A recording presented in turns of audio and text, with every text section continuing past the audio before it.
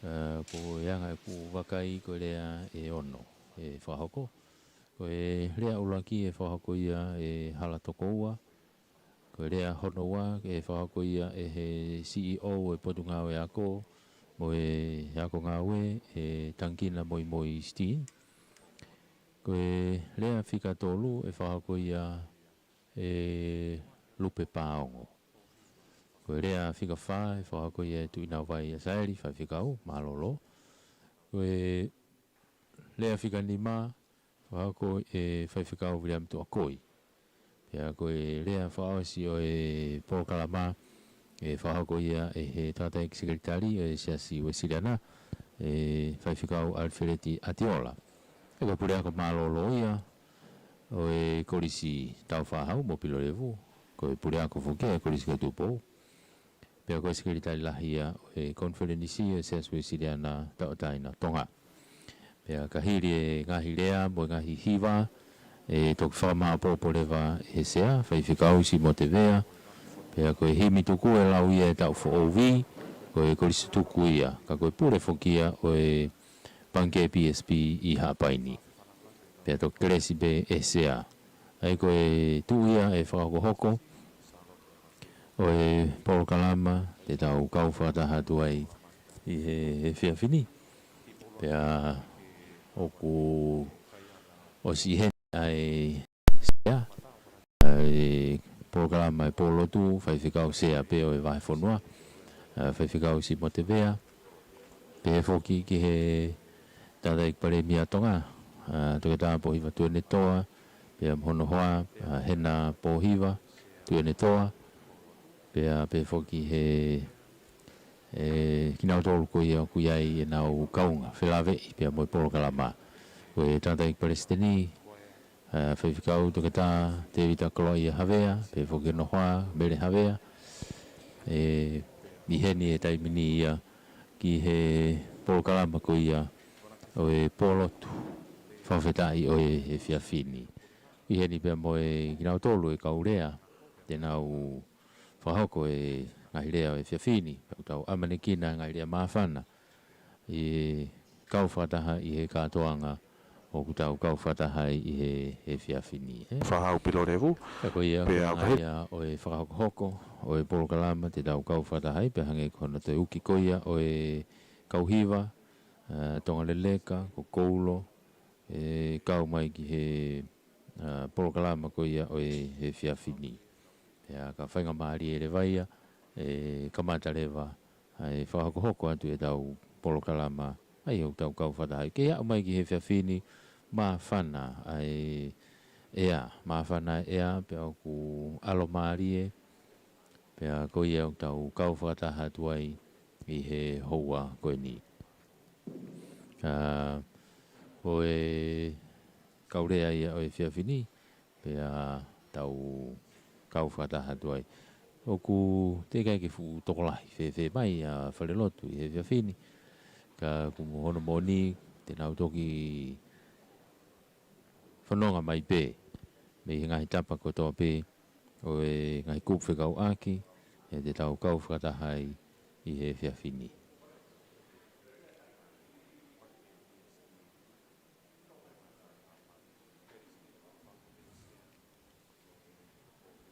Ko e tuia ai polokalama, ko e whakanowhanowho e ni o kei whahoko pe, kei whakakato pe.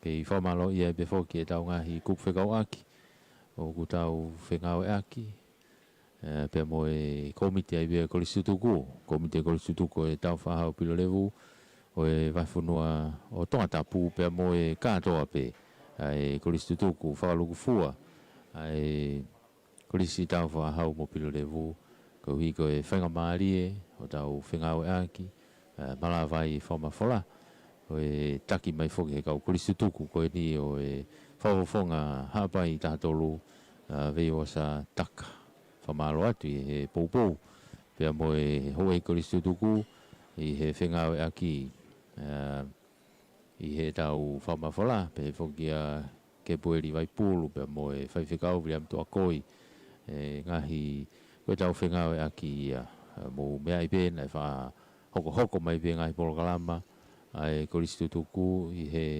retio pēr mo i tau Facebook a hono talaki ko ia o e Katoanga mo e maalari ko ni pēr ko e ni ko tau wa umai ki ai ko tau wa umai ki ai pēr ko tau wa umai ki he ngahi tunga e Fakafeta'i o e ngau e kōlawa ko tau kauwhata hatu ai i he mōmeniti whakakoloa koe i konga mahu inga hoki o kōlawa koe ni taulo ne kamata mai i he whalaite pēr mo e ne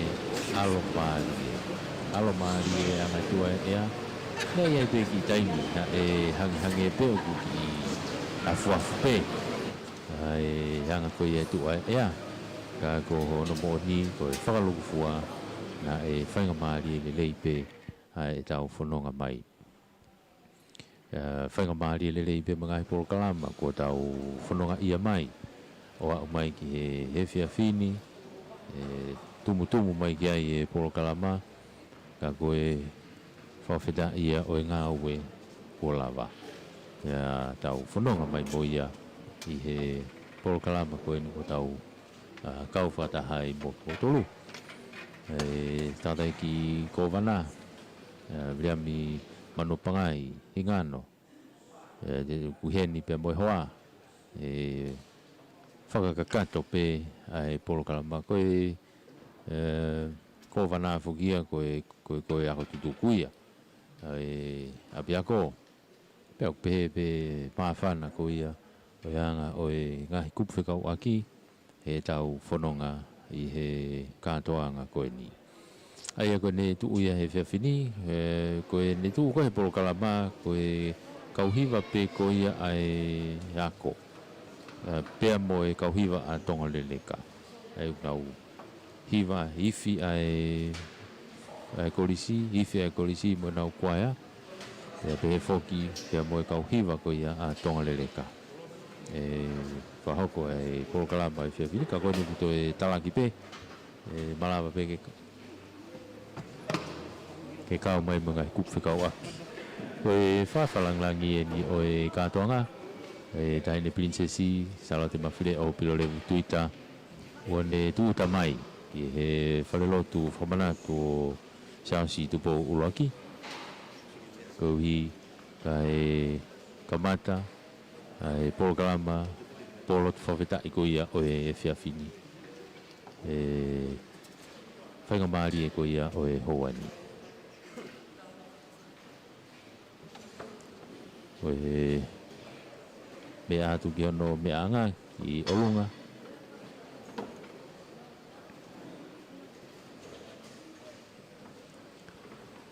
e whoki ki he tātai kōwana o e Minister ko ia o e ako o e Minister e kapneti au i heni Minister e putunga e whalat whanua wātau hui au Kolisi tuku ni o e Kolisi nau i heni he whiawhini ke whakakato tātou te whito ni ki he putunga o e ako ko ia e pureanga ku nau pou au pito mai ke Katoanga koe ni ai ni tau whakahoko i he Siupeli Taiamoni Kolisi Taufa'ahau Pilolevu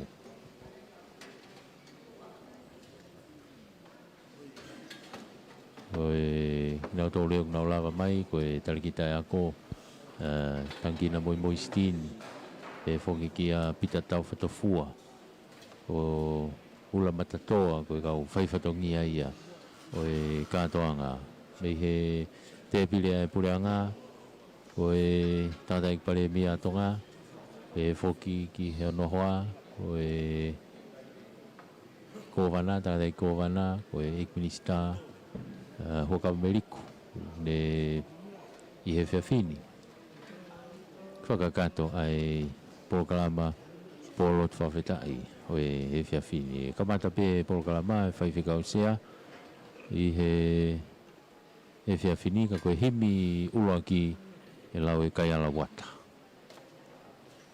Walter pea me iai rewa ki he hoko te programa ku o si heni pa mo e skiritai lahi o e siasu e sira na taatai na Tonga Fakafeta'i Alfredi Atiola.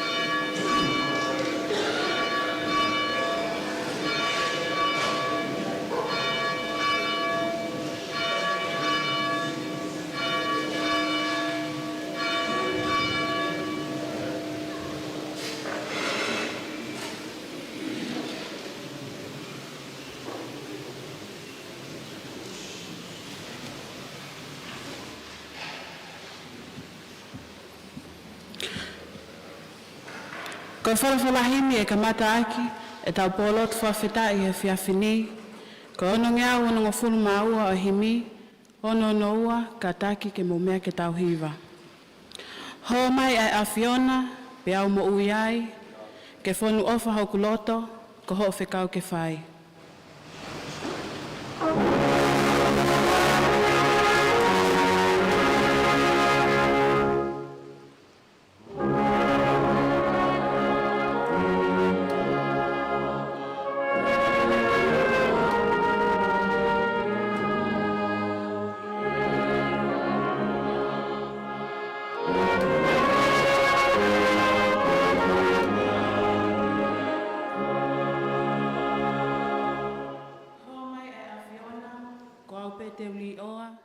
Ke whai ho whina ngalo pē, ho o uwhe kau katoa.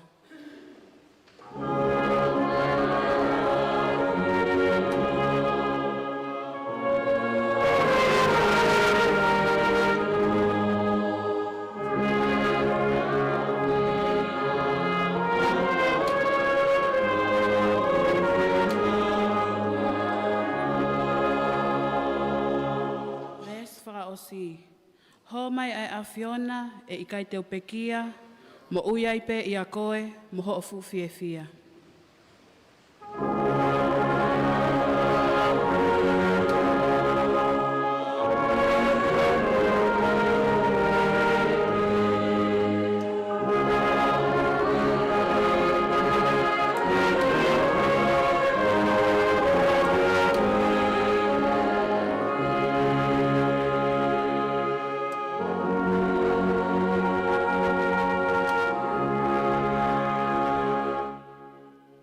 Fo puno ke taulot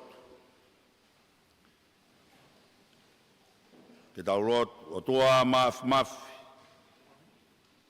ko koe arifa pe mo o meka koe kamata anga ai afiona pe mo ngataanga na mau kamata pe mo afiona pe mau ilo ksai tala no ai ai punake pe mo same monu ia ka koe toa o ku fangatu ki afiona mau Fakafeta'i e whakataura mahao he afiona e halafononga o e Katoanga pe mo e kamataanga o he whamanatu tau e whitunga fulumanima o e ongo ako anga i he otu hapai Taufa'ahau Pilolevu Piang mau fia e whakahoko lerei he afiona a e mau amanaki. Na e whai pē hono talaki. Pia mau wau mai ki e whakaosinga mau whakamoni atu. Kani tae oua ho kau mai. He kai a mau tolu ai a whakakoloa koe. Mau whamaro, i o kei whakatauala ai whanonga na mau whai. Ai whai pēa hono whotu ai o ko kāpea moe makatu ngā. Koe a whiona pēna ke whakahoko ai mau amanaki pēa ko langi maari ai mea kotoa pē i he whakaola mo i aho a whio. Maro ho whakala koe whia ai ne a whiwhio. Tama ko Tupou ono. Au mai tahine kuini, me tā ka waha ku whai, mau Fakafeta'i, whakalau maari, ai tahine princesi, o whaina o Tonga, ka koe whakalangi au e Katoanga e ongo tamaiki, princesi, Salote, Mafile'o, Pilolevu, Tuita. Mau Fakafeta'i, kou hie o kuongo maari ai mea kotoa pē, o whakawhekau ki ai pureanga mo Siaosi, kai mālohi ai a whanua. O ko mea heni ai e pare mea, kau mālohi ai minista e kalau mau. Pehe ki he kau taki ngāu e kotoa pēa e pureanga, ko mau kauwhata i e whanga i e si, kau mā e wharelotu, whakamanatu Siaosi Tupou laki. Fakafeta'i au ki ho mau loto, o hi ko whalau maari, Tandai Palestini o e Siaosi Siriana tawatai na o Tonga, kau mā ai skeri tai lah, pea mo e tariui, ki e ongo whatongia, i hono lotui, o e aho pea mo hono malanga, kau mā e sabate ko mau tai maari e ai, tā ko e mau osinga maari e o ku flova ki a whiona, pea ku ke whakaola pea toi anoa. Fakafeta'i koe au ko ina siai, ai whaifkau sea ka koe sea ia o e polo tu Fakafeta'i, mo e whakamāwae, o e aho whakamanatu, o e ongo Kolisi, ia mau whakamālo ki a whiona. Pehe ai Tupou, pea mo e tokoni kua whai, i e kau tangatai whaifkau, mālolo, kau mā kau whaifkau, he otu hapai, hou eiki Kolisi tutuku, ko nau lava mai pia mei Tonga eiki mo e tapa kotoa pē. Kau maa ki nau tolu na nau whai ai ofa pia mo e tokoni. Ke hākea ki ai ai ngāu e si mo vai, kua whakaola i e ngahi aho koe ni ko mau whanongai. Mau Fakafeta'i atu e o tua, ko uhi, ko whalerei kua hā. I e kakai kotoa pē, o e o tu hāpai. Nā nau mowete atu e tapa kotoa pē o Tonga, ko mau riu mai ki api, pea koe whoki maa whanai, pea mo e whia, i e whakahoko lerei i he a whiona, a e mau amanaki. Mau hanga atu e o tua, ko e uhia, ko e pon, pea mohono uhinga, pea mohono tala. Whai pea e Fakafeta'i atu ki he a whiona, malo ho kau mai, ke whakaola i a ngai whatongia kotoa pē ko mau lākai. Hanga atu ke tāpu ak mai, ai whakalangi, ka au mā hono whare, pea mo e mau whainga maari e, ke mau koloa ai, i he ngai whakakoloa kua whai, pea mau inasi ai he ngai tāpu aki, pea mo e mā whana, ko toka i ho mau loto, pea mo e kakai o e whoi one. Ko ia e ki mau hanga atu ke tāpu aki pea whamanui, ai premia kau mai ho eik minista, Rotonga vai taimi o kunau i heni ai o tu hapai, whai pea e lotu pea moe au kai, pea kua lava ia, kai au maa e mau hangat koe ngai whatongia au teu pea me ka hauna. Tāpua ak mai o tua ak nau tolu kotoa pē, ai hou eik Kolisi totok, ai ka ainga ofa, ai maheni, ai kau tauhi whanau, ka au maa ai pureako, pea moe Kolisi lolo Tonga. Eik Palestini e kau maaskei taila, hou eik whaifkau, mau koreke kau ai ai a whiona. Teu ai ngahi whakakoloare au e poni, mau koreke ke tāpua ki mai ak nau tolu kotoa pē. Pehe ki e sea o e Katoanga, polotu Fakafeta'i, si kau Hiva, hoko au nau reo ke whamawhana i ki mau tolu. Teu atu ai pē, ko hiko e ngahi whatongia au hanga mai pia me muana. Taraki aki mau tolu e toenga o e pō, pea mohono ngai whatongia whakalau maari. Kau mai ho lau maari e pea te mau i kuna noa. Hawe aki mau tolu ke taloni ho Kolisi. Whai ai ho mau whanofnofo. E vai o lao e mo ui. O ia e mau loto pe mo e mau Fakafeta'i. Tonga ia ho alo ko Jesus Christ ko mau eiki mo wha mo ui. Amen.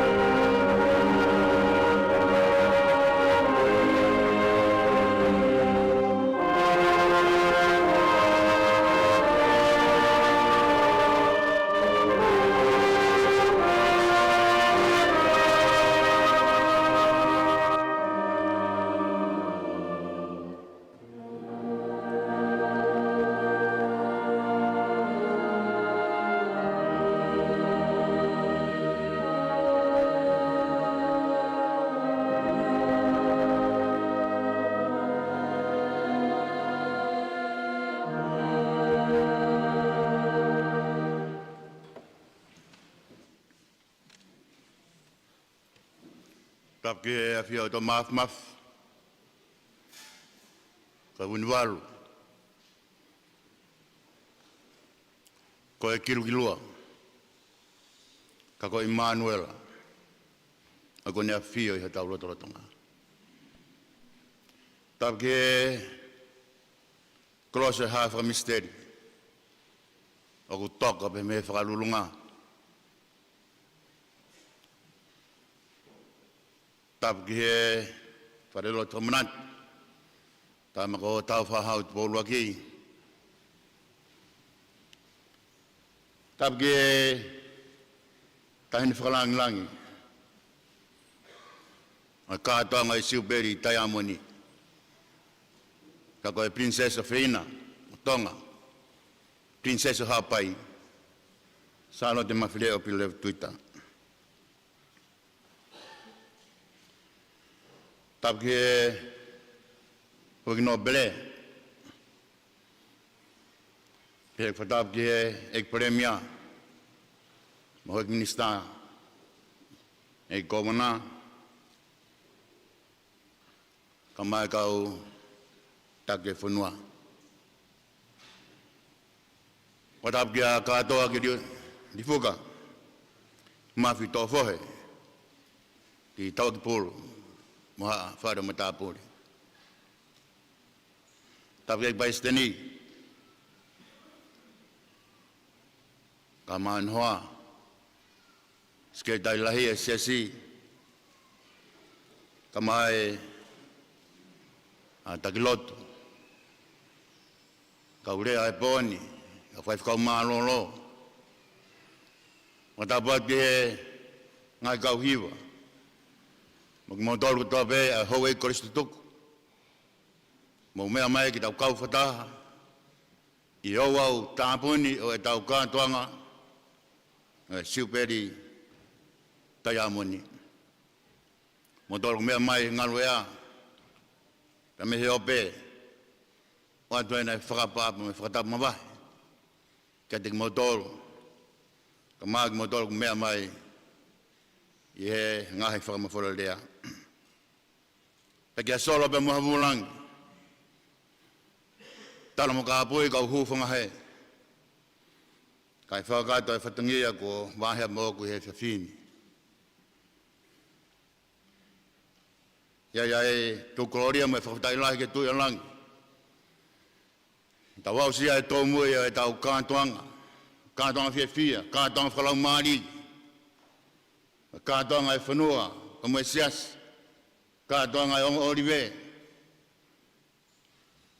Ko Katoanga ta Highness Salote, Mafile'o Pilolevu. Ulau kawai. Api ko Pilolevu ko mai api ko lontani, api ko pietani. Ke mau kau whanaha, pure wahe whanua ka mai. Ai hoi whai whakau. Kau whapai a loto. Ai wahe whanua hapai. I whiawhia. Ki tau kau whataha. I maalari pa moe Fakafeta'i. Ka ngai koe whakaamu o e polotu e whiawhini. Patongia. Talitai ki motolu ke tau polotu e whiawhini. Mea le lawe i whape koe polokalama koe ni nai toki tuwha mai. Kau whai atu mua ki whakakakata polokalama koe ni pe e lama pe kai. Ka hiri pea ku whakahoha a. Ko kore ki he ke Hiva koe ai Kolisi kuna oes mahau. Ke nau whai mai tau Hiva. Pe koe kau i whi. Ka hiri koe ia te u kore ke tau kamata i pea tau ngahi rea uruaki ko hala tokoua. Hire rea hala tokoua ko rea te kau Hiva uiha. Whamaura lahi atu hala tokoua. Mui mai kau Hiva.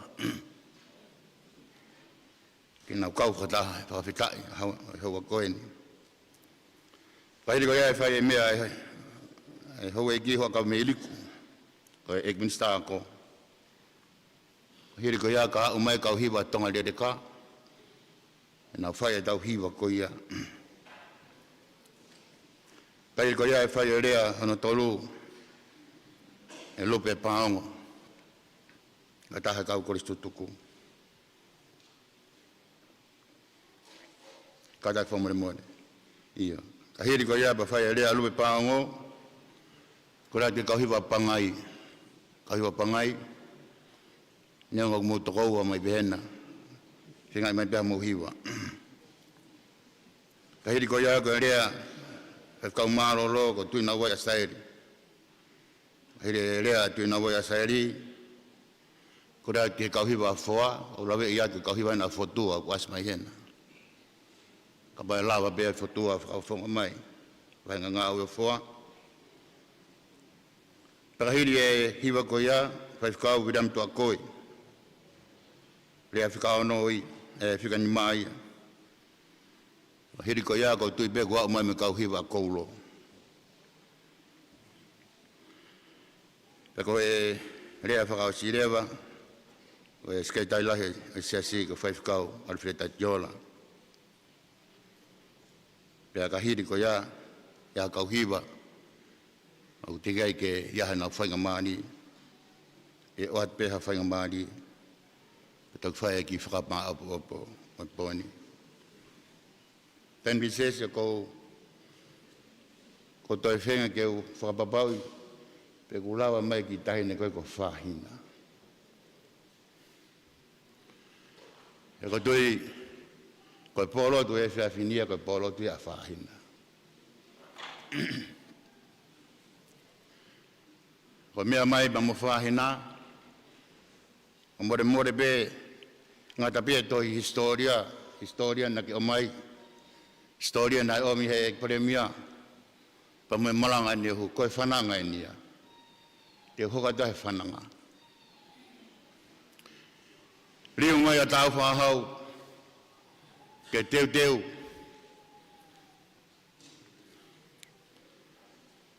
ke tai whai aha no ohofi e kolotau ko velata te me tomantap ko mau ene whakamahafu mai ka mea me he one pa moe polo ya kawhana ya omi mwene e ki tau ko pakatau pana uafe hake ia tu hatoka ko osi mau e whanongonongo ia I lolonga, I hanga kauwai, tēnau hao ki nau tolu ke kau mo lau Tonga. Kai na wafi hake, ka Hiva ata Taufa'ahau, I matantahi, o ku lere mai ki tahini. Kai ki tahine kono hingo ana whakahuafa, kene whehu. Kai ki tahine ko homa whare ano. Pea punau Hiva tauwha, o ne hanga o hiki haki ki tahi. Hiki hake pea o ki hono whawhonga, o ku sia mai ne whae, ku osi whakaheka kau tau, ke na mai, ke tūta whaaki a lofi Tonga. Pea tokua koe whakamatala, ai whananga, na e whas, na e whase loto e whae koe ni. E ne mamata mai. I ono hapai e tauwha. Ai ki tahine hange tope ko whaina.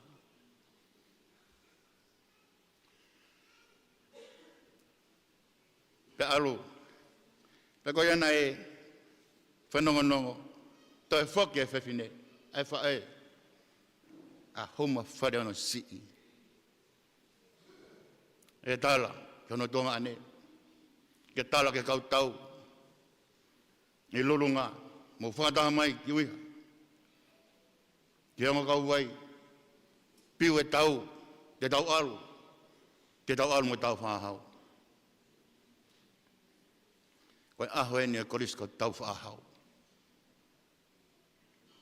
Peko tui koe polotu, Fakafeta'i e whiawhini. O mea mai, pe mo whahina. Whasia e loto e Kolisi, vai whanua, e ofa. Ke mahino, ki he Kolisi, ko Taufa'ahau. Nā ne tau I pane pore e lotu. Io, I kai ngata pehe he whananga o hampai. Kai whananga e kolotau ko hure. Ko eki pēni, nā ne tari lotu. Paka Fakafeta'i a ngai. O ku whia e ke tari leik mautoro. Kai na prinsesi ka whakalangilangi. Ka mahau eik pureanga.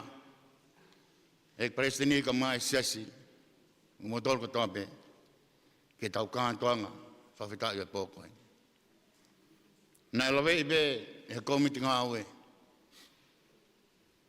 E whai ai whihiki taki.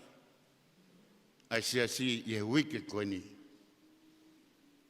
Tako mai e whanongonongo e turi ke sāpati hono ua. Ka nā mau whia be, o hāpe e tuunga. Ke tau Fakafeta'i be. Pea teu ai be. Mo e tau whihiki taki. Koe ia koe pōni. O koe ngahi tāmpua ki lonahi. Katoanga, Siupeli Taiamoni. Ai whituna. Pōre au tu hapai. Lau monu mo lau tāmpua. Omia e ek pareste no hapai. Kamu eskel dai lahi o hapai. Ke kamanta I hapai. E na whai whatongia whakonferensi. Koe kamata ngai. o e whatongia, kua tuku whanana ki tiki naua e conference. Pako ia e fia make, e tāmpaki make heia. Tāmpaki lona hia, inasi ai ho Katoanga, tain prinsesi. Lawe e wahe whanua, neongo, ai whenuki tō, o e ngahi, polokana maku whai. Kaka uraki whai o maari, ma e wahe whanua. Mei ho, ek presidenti, pamiske tai lai. Ika ngā tai na e whetu tangi mai office premier.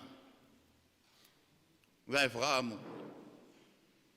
Ke whai ato i aukai. Pea huwhi mo e whare o kōwana. Panaku lawe i pe. Ka polokalama ko ia, ka polokalama ia, ko mawha tuki tuki. E ko whai mawhana e teo ai ako anga. Teo e ngahi wahi ngā. Ona ngahi whatangia. Kana e mahina ka tiki mautoro. Whasi ko toa pe. Mea mai ki tahine ko whahina. Ka whakawhainga maari. Ange ka rea na whai. Whakamaro e uraki. Whai ilo. Ko rea pia o tahi no hapai. Heka mai. Pea heka le mao. Whainga maari e na e oange. Ke mo kau mai, e mahena ngati maudora nge ka whakoloa na whae ek paisteni, ko e tāmpuaki. Ko e tāmpuaki ma kehea, o e tau Katoanga, o e Siupeli Taiamoni. O mea mai ek paremia, mai ho ek no pere, ka mai ho ek minista, pou mai ki he kōwana, waiwhanua hapai. Ke tau rawa pia o whakakakato. Ke tau rawa katoa pe. Pōni tau whamoni. I kuna. He koe o tua mohu i kuna. Ai o tua. Tau pēhea e talitari fie fie. Hoik puri ngā pa mai. Paremia pa mai hoik puri ngā. Mo tolko mou mea mai. Ke tau whae au kai. Whakaose e rea koe ia mea eki Palestini ko sat kune tohake ki lai pepa. Tohake ki lai pepa o omi ai whakamā apo e ora. O e tau maalai e aho. Ko e whai fia mo e whakameite nai whai. Pea kono whakariana e pe. Ko tō ai panga e hiva kilu. E hiva kilu. Tahamano, toluafe.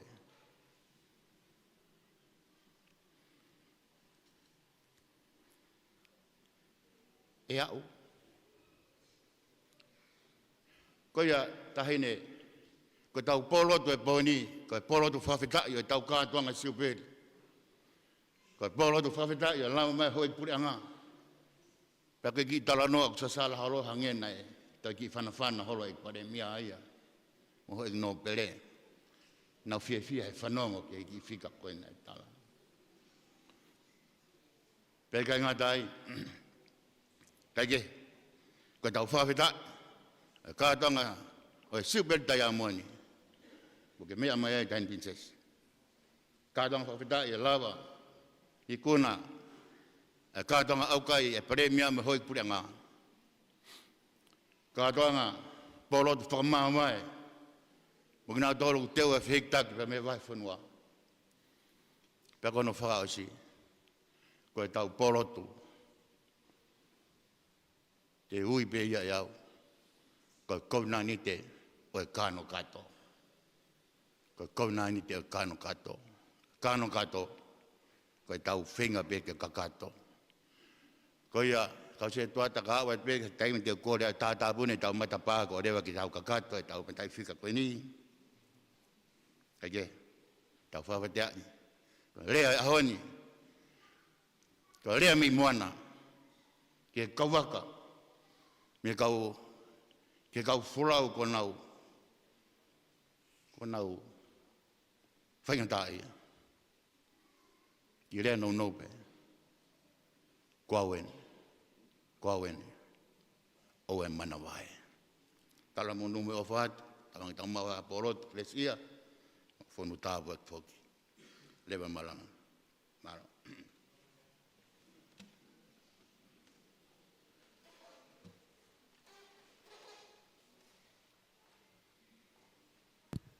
Koe tu ia koe Taiamoni, koe Hiva.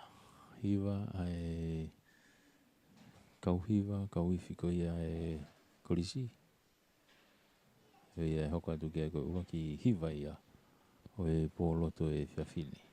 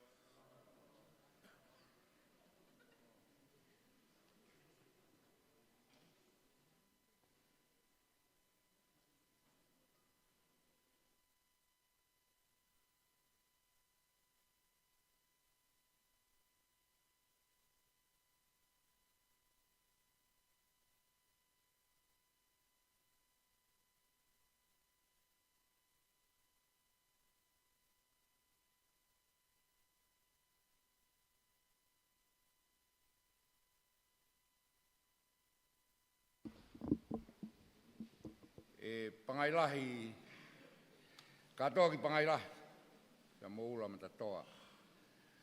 Ko kore wha more atu. Ko lawe I be poni ko e pō o e whawhiawhia, po e maalari, po e katoanga mawhatuki tuki, pe au gea I hono tala, tau whanau nou pe he ku kovi ea, pe aku holo mai e kaurerei, ka kua mua mai e kau tae mahino. Ko ia kou kore atu la matatoa, ke uhu whanga ngahi whakatapu ka kato, kua whai e shea, ka atākia te au, ke whakahoko e whatongia, kua wahea e motuani, ke toha whukoloa e pōkoi ni. Ko nau heni he po e ahawhalai te ka kato. Nā ku whakautua pe he tawhaki koe, pēa moe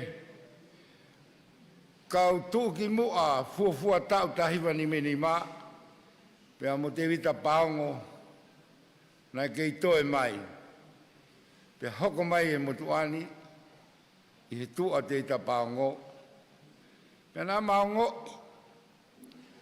ai mahiki ai fia o e kuonga, mo e fia lahi ai aho e ongo tamaiki.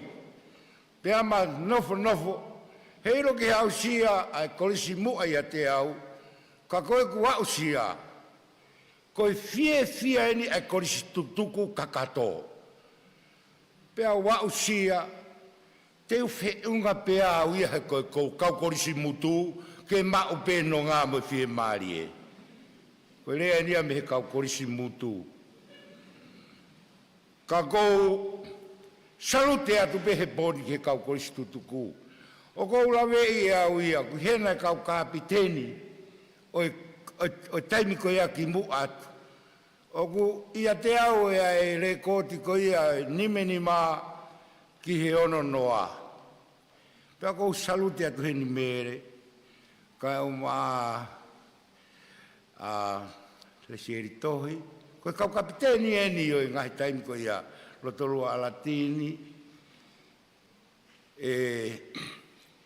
vao kau lo maire, kau mea. Kou Salote atu he poni. Tuku pe mua ke uwhai au ia lea e kau kolisi mutu. Kou tuku wake peke hoa whakahoa a, kou whanonga ki hoku tua te tau konseti. Koe uhinga, koe mau fulau nei whai he tekina. Kau ki tā noa ki ai. Ki mua be ke mau alo tu uta koe ki Amerika. Ula ki pōlotu peheni, ne wahe au he pure koe metotisi ai ke urea. Hira halau ki he kau pōlotu. Sa au tātā katoa kau Hiva. Hao mai a kalatini o kau he kau rea. Kalatini a hio. Pau tua whakahoa. Whai ku whatongia. Te ngia we whina wata ko whiko, ko paiste, ko whai whikau pure marolo. Keu tuo rea, mo tuo rea he ko apasi au ia ki he fufonua. Whai ena viripau tu o whakahoa. Pa koe ku rea pe pau pehea. I he ponis, te alu au ia o metotisi. Kou sio puke au ia koe fupolo tu au toko lahi koe kausa utata. O koe pea kalatini. Fia kalatini ia. Whai ate fia ia kou osilea te alau o metotisi. Mea hake palesiteni ia i he polo tu peko ia. Tui vua haratoko ua ko alu peko ni. Alu au pitona ke te foki mai. Te ke toki foki mai ke pe foki matai fika pe ono pe fitu. Tari hake he pure koe o e mea. O e metotisi. Whai pe kau pure koe metotisi.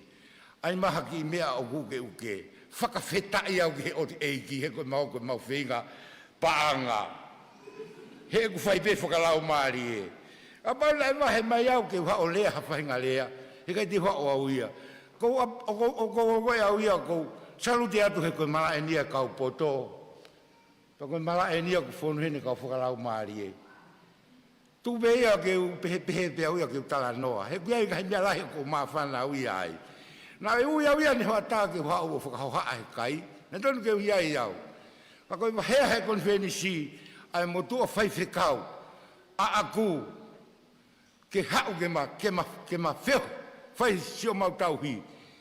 Pea manatu au ia ki he nea e tahine he uraki koloa koe tō uraki aho. Ai tamasii. Ai tamasii koe ko Taufa'ahau. Koe ki ofaanga i ho apai. Manatu au ia ki ai. Koe ia sea nā ku nofane nai he ko manatu ki ai.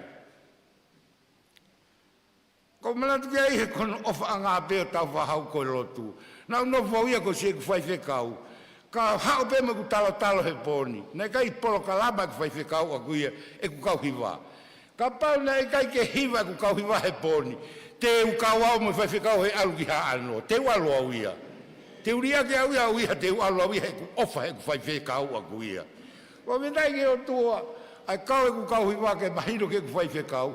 Ko hoku ofa anga pe o kuia e kau whaiwhekau. Nia ko pe ku fe ku pe tau ki Hiva nengo pe dai fe ka ko ofa pe au ia ko malatu ki to ho tau koroa i he po koni i he tahine ko tau whahau ko hono whakapuripuri nai toki whamoni e rotu me haanga me he tau nai alatu mo pitavi o tohi beni he mau historia a mau toria i uiha. Nai kai ko haki i tamasi. Nai. Nio pena e fefe ka koi ki ofa angaini o malupo. Koi ofa angaini o malupo. Kono moko puna ofa anga apeni. Pakwe hano ngahi tala au na ia. Ilo ia he kau Kolisi tutuku. Fina wata e talasi ti lahi. Ilo e nau tolu. Kako ki mea peo kou ilo, koe ofa anga pēni o malupo. Ha mea pe a whio ki ai a Taufa'ahau. E tatau e pe mo i mo ma teika malupo. Koe o hinga ia, o e ku loto ke ulea he pōni. Toa mua e fo i lea he historia o Siaosi. Ko uiha na e lotu whakamui taha koe i Tonga ni. Ko uiha na e uroki lotu i Tonga ni. Pini sesi whakamore more. He koe tamasi ofa. Koe lotu koe ofa. O koe koe lotu ia koe ta utu ke tau toki kai hau. Koe uiha ia na mau fia ai. He mau ilo me mau tolo mau historia. Kau kai ke tohe ngahi mea kovi, kau tohe ngahi mea rerei. Ko Taufa'ahau e ofa anga malupo. Ofa koe, ofa peku rea aki e te ofa hoto ki i moko puna. O kei hono rea ona.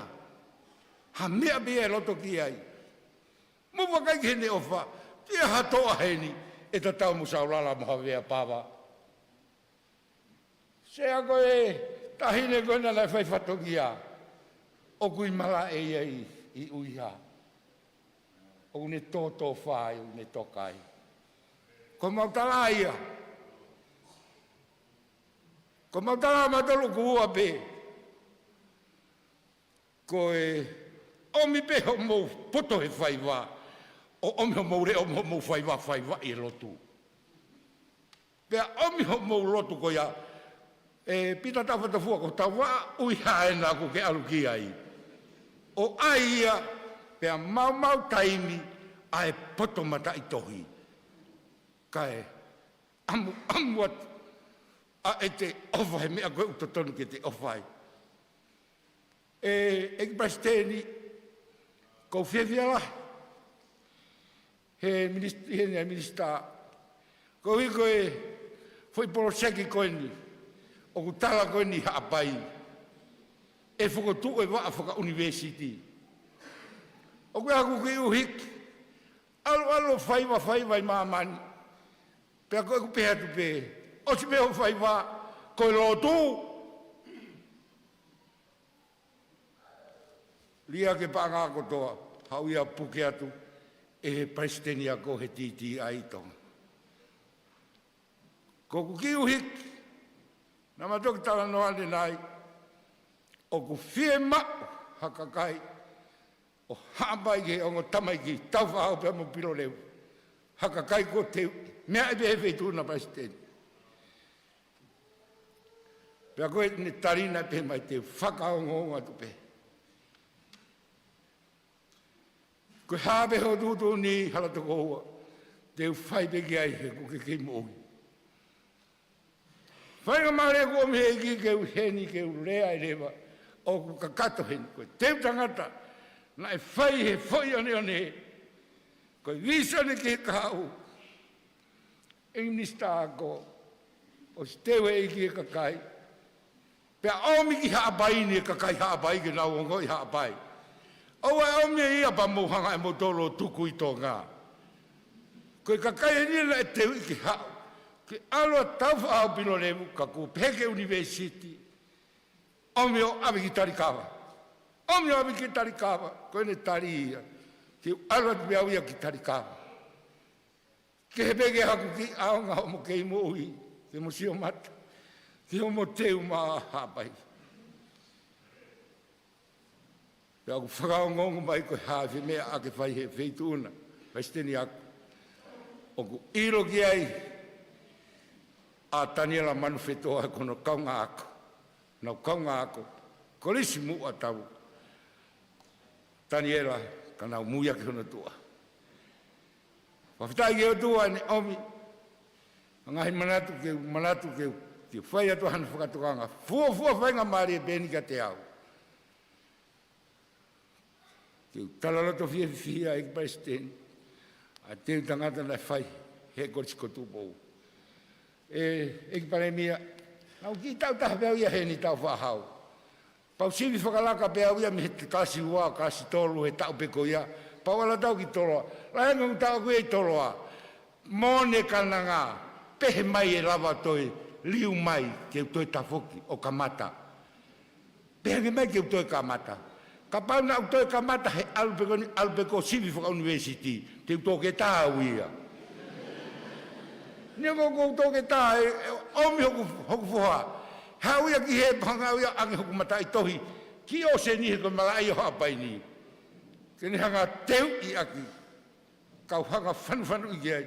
Kene teu e fangi tamai ko puke me efi ko e. Kene hoku na tolo ko kau sai ni siki tai ke mau ui ai. Mo mau hako amui. O moni be area koe whakahoa koe ni. Lahe u mea ia, ko ofa lahi atu. Whawhitai ke o tua, ko haina ne wahe mai au ke o whakahoha area.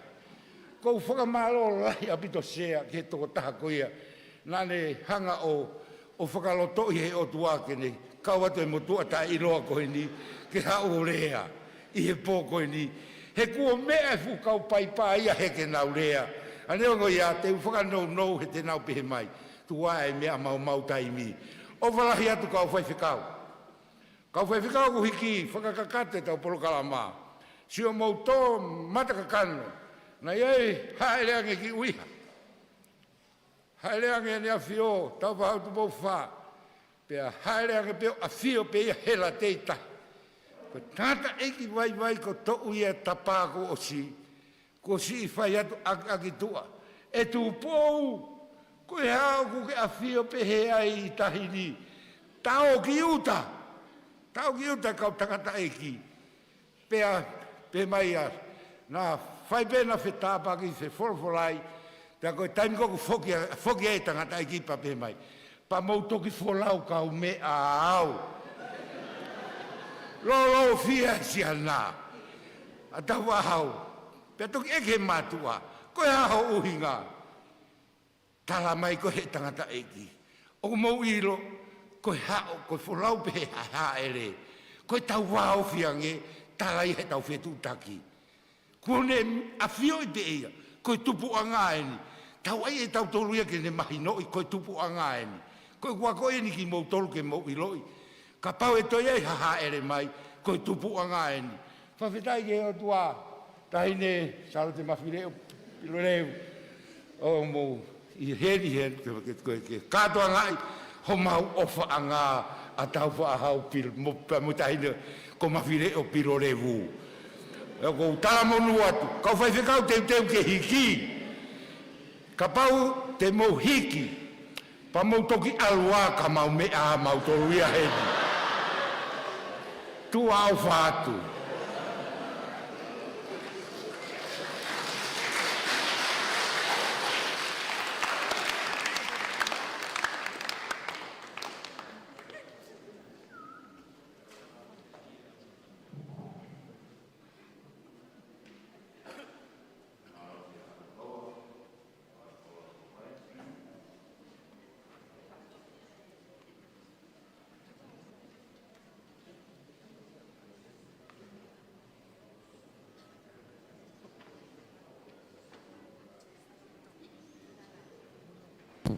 Ko e anga hoko e tua e polo kalama mui mai kau Hiva bea uiha.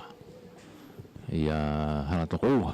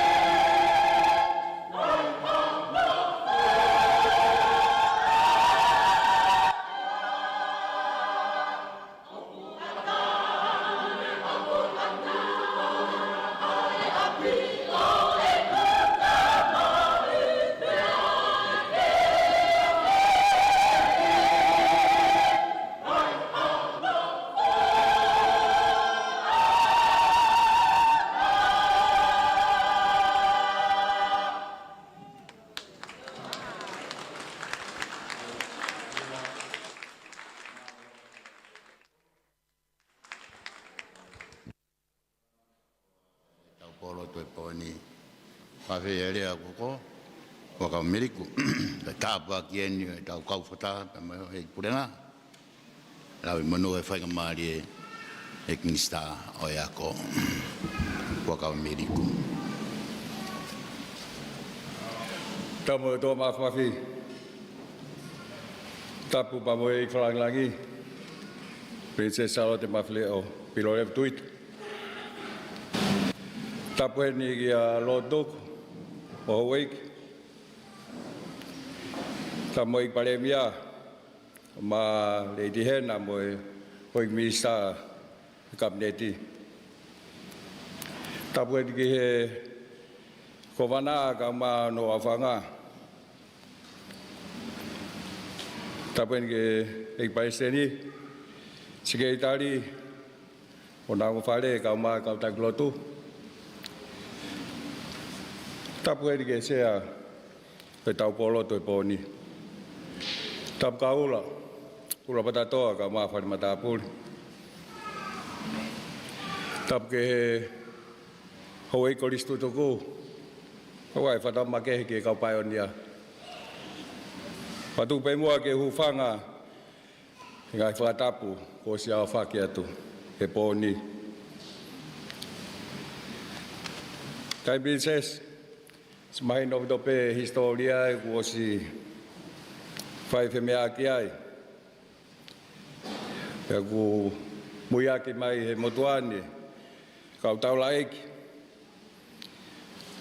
ai hangi au ko lea ula ki tukbege ma popo tano ape motai he upe he e ona ai pia ki me ai e ngari au ngai pon Katoanga mahui ngai dan princess sea ba e fa malo e ma fa mali ke motuan fai ba po ta no tanga me a pe ala tokoni ko no te ke ako kauma honolanga o foi one kawa ya mahui ngai mate ki mea pa mo o foi ba we not giving up easily seo ke atakai o Tupou hake mo ne hanga ohi ai fa na ta maha pai o environment ko ke Tupou hake ai fai ba si o ke ako e hapain pa mo mau inga kai ke ngata pe i lo ke ako pa mo va e ako mo matua o fakalongo pe mo fanongo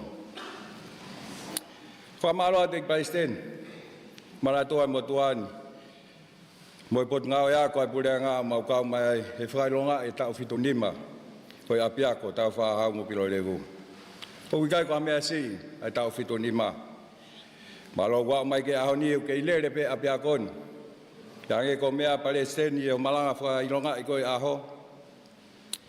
Le tatu la ai have ke apiakon. Inga maha inga i fatamaki fa na tula keke. Inga i taula. Petangane nai kai fo heni ai si pa mo va fonua ne nau toi langa pe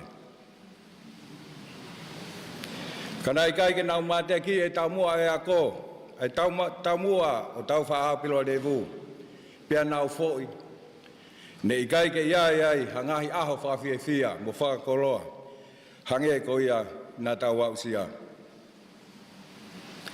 pana ai ngahi mo ui ne me he ko kai ke ai haunga anga o hange ko Taufa'ahau Pilolevu. Pe hange ko whakahua ki mua hange. Na mei mōre ai a ngahi lerei, kai ke ngata pe i hapaini.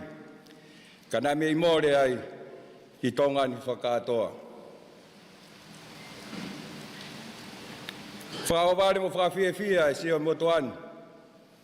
Ki kau Kolisi toku, ai hauai Kolisi toku, oi api akoni.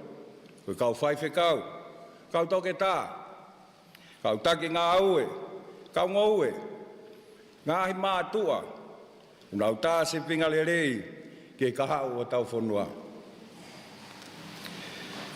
Tai princess, tupe mua ki tānoa wawepe, ke tūnga ako i hapai ni.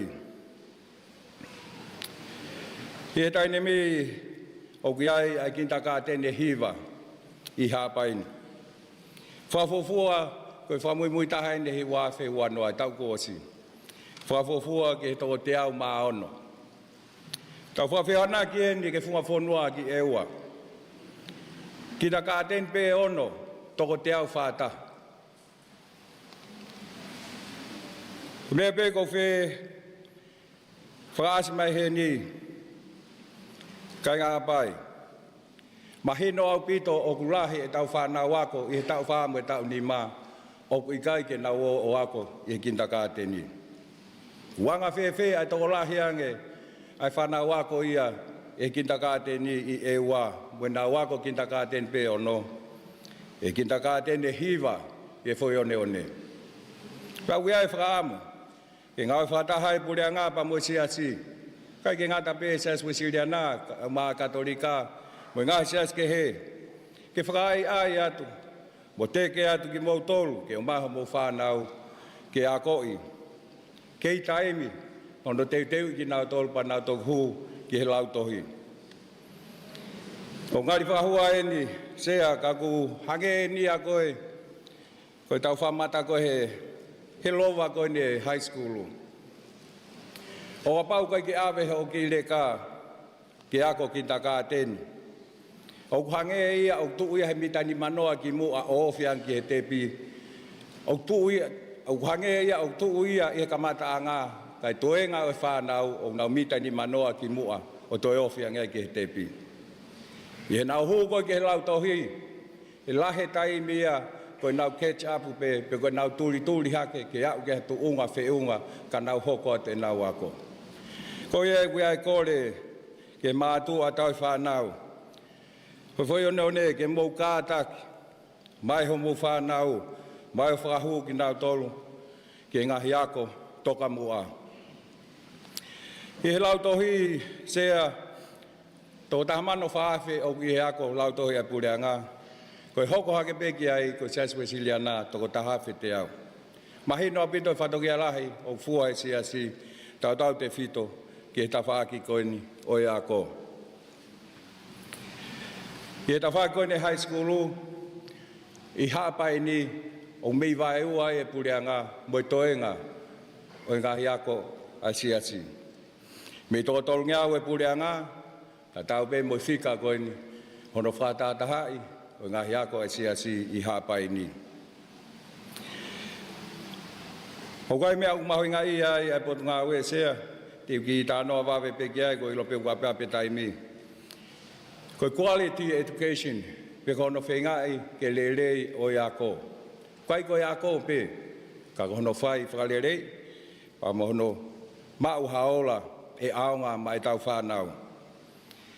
Pau kau hene ngai whotutu, ke pau ke lesi sita ai whaiako kotoa, i he kamata anga o tau whaako e tau kahau.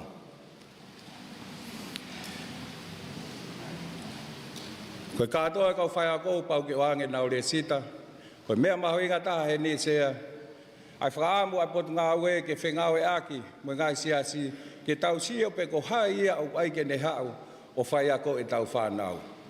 O whalala anga nai, o ne mau nai ha ilo whiunga. Ne o se mau nai ha no ako whiunga ke ne ako e tau whanau. Koe kātoa ai ngai uhinga koe ni, whatau mua ki ai, ai whaamu koe ni, ke lesita ai kau whaiako. O kia lewa whotutu ai pureanga, ki whengau aki pa mo Siaosi. Ki hano toko ni i ai kau whaiako, ke lava o mau e nau lesita, ke lava o toi whailere iange ho nau whatongia mai tau whanau. Kua whiewhia, i hongo mea nei whailonga i aki, hoi aho koe ni o Taufa'ahau Pilolevu, ai whakotu e tiveti, kau maa ai form 7 ni.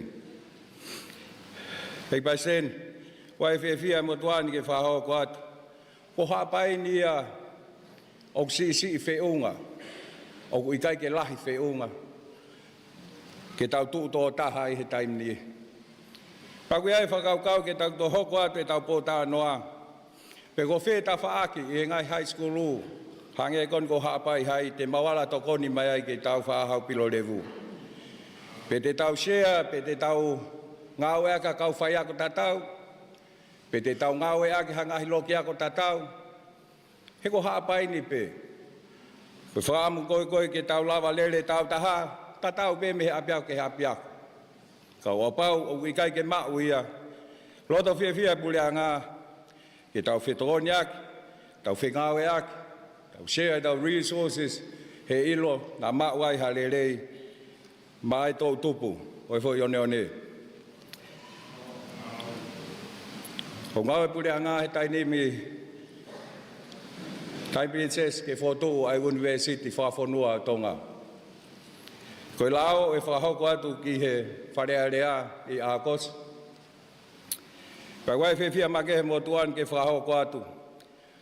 Hau tari ne awhio King Tupou ono ke hoko koe ulu o University for koe ni ai whonua. Pai wai ai whaamu ke hoko atu ai tā noa pia moi Siaosi, pai sen kau mai sike Itali. Ia ngai whaunga te taulawa whengawe aki ai. Nā lava hangoi o hao kau he university. Ka mō kei pure i pe e mōtolu. Ai whaunga koe ke whahoko aki. Pe ko hai au hao ki he university pe i kai. Koe ngai whakau pe Palestine. Whaamu. Toki aha whainga maari e ke whai ai. Hapo tā noa. Koe kou hinga pe nia koe mea e pure ngā. Ka koe mea e whonua. Paktu e motuani. He koroa nai tō me Palestine. Mahalo koe konga lelei. Koe ako koe nei ngai whanau tama e whui one. O i kaike nau holomu ia i mei hapore. Koe nau tupu hake i hapaini o siotonu he whainga taa o mo ui. Pia mue tapu tūlolo i nau maa tua ka u maa e nau whangakui. O whaloto la hei pe nau tolu ke oua te nau whetaurak pe mua palpare maa. Pia tāla u i kaike lava o soloa.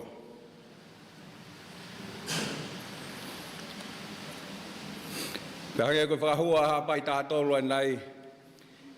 Ke ua iai pe ai tau manatu tamaki. Kai tānaki ai pe mo meri e. Ki aha taimi koe tau manatu tamaki meri e. Koe bittersweet memories. Tia koe manatu heni ke tā noa.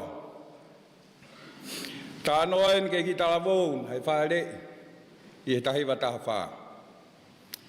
Kai tūpu hake tala vōuni, kai kia me ai tau pehe e makehe ai.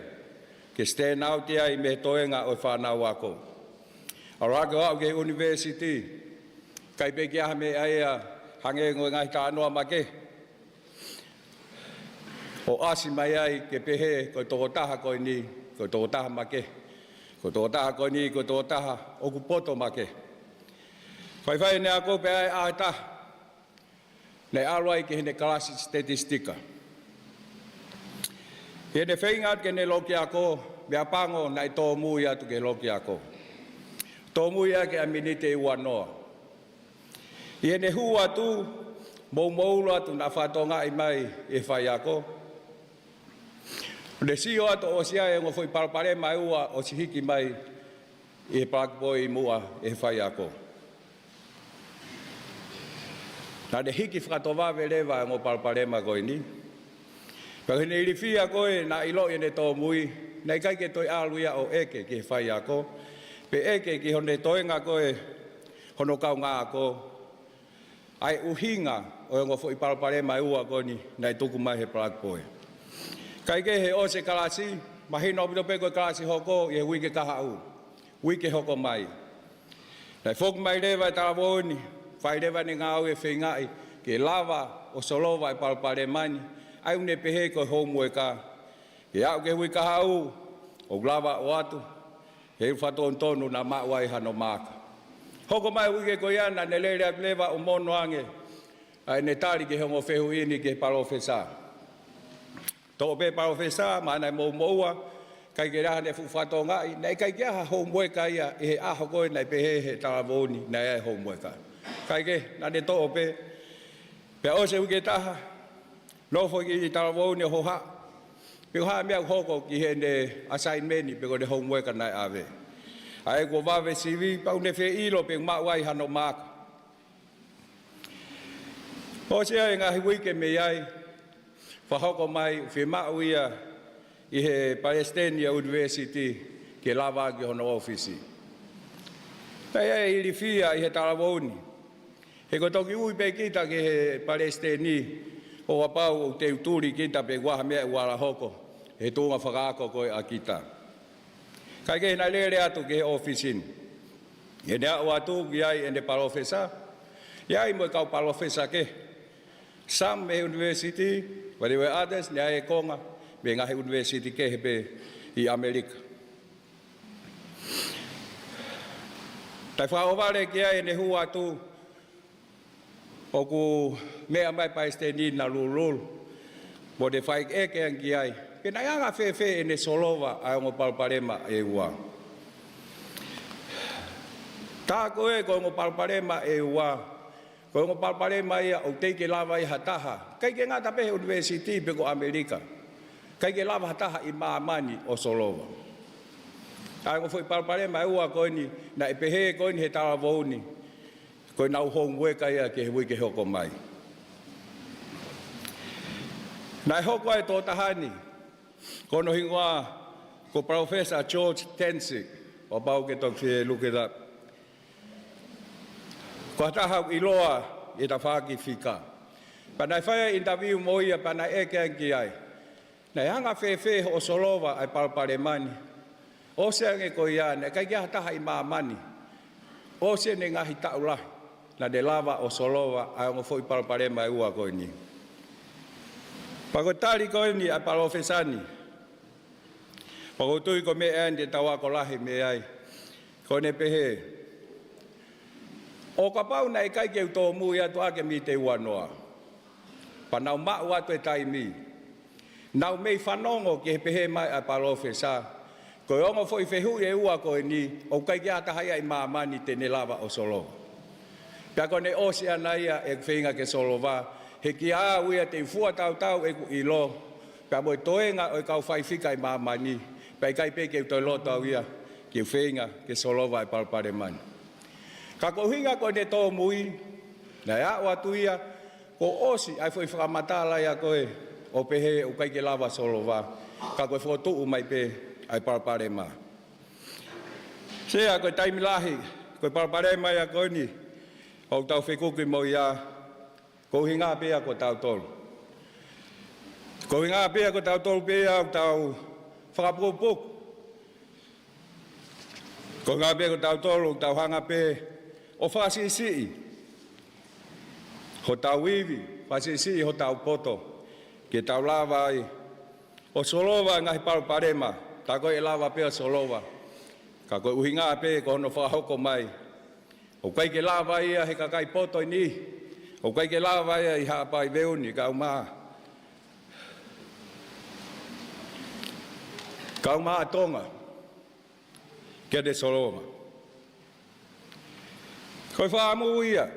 Kai ko hinga nia ke whanau ako ke mautomu mi te wanoa ai. Ka koi whaamu ia. Ke tau take the same approach. Hange koin ni. Koe professor koin ko George Tensik. Aratu tau taina peia, o ne pehe peia, koe palparema koe ni o ton kia solution. Koe ke whakaongo ia, ka ki nau tolu koe ni.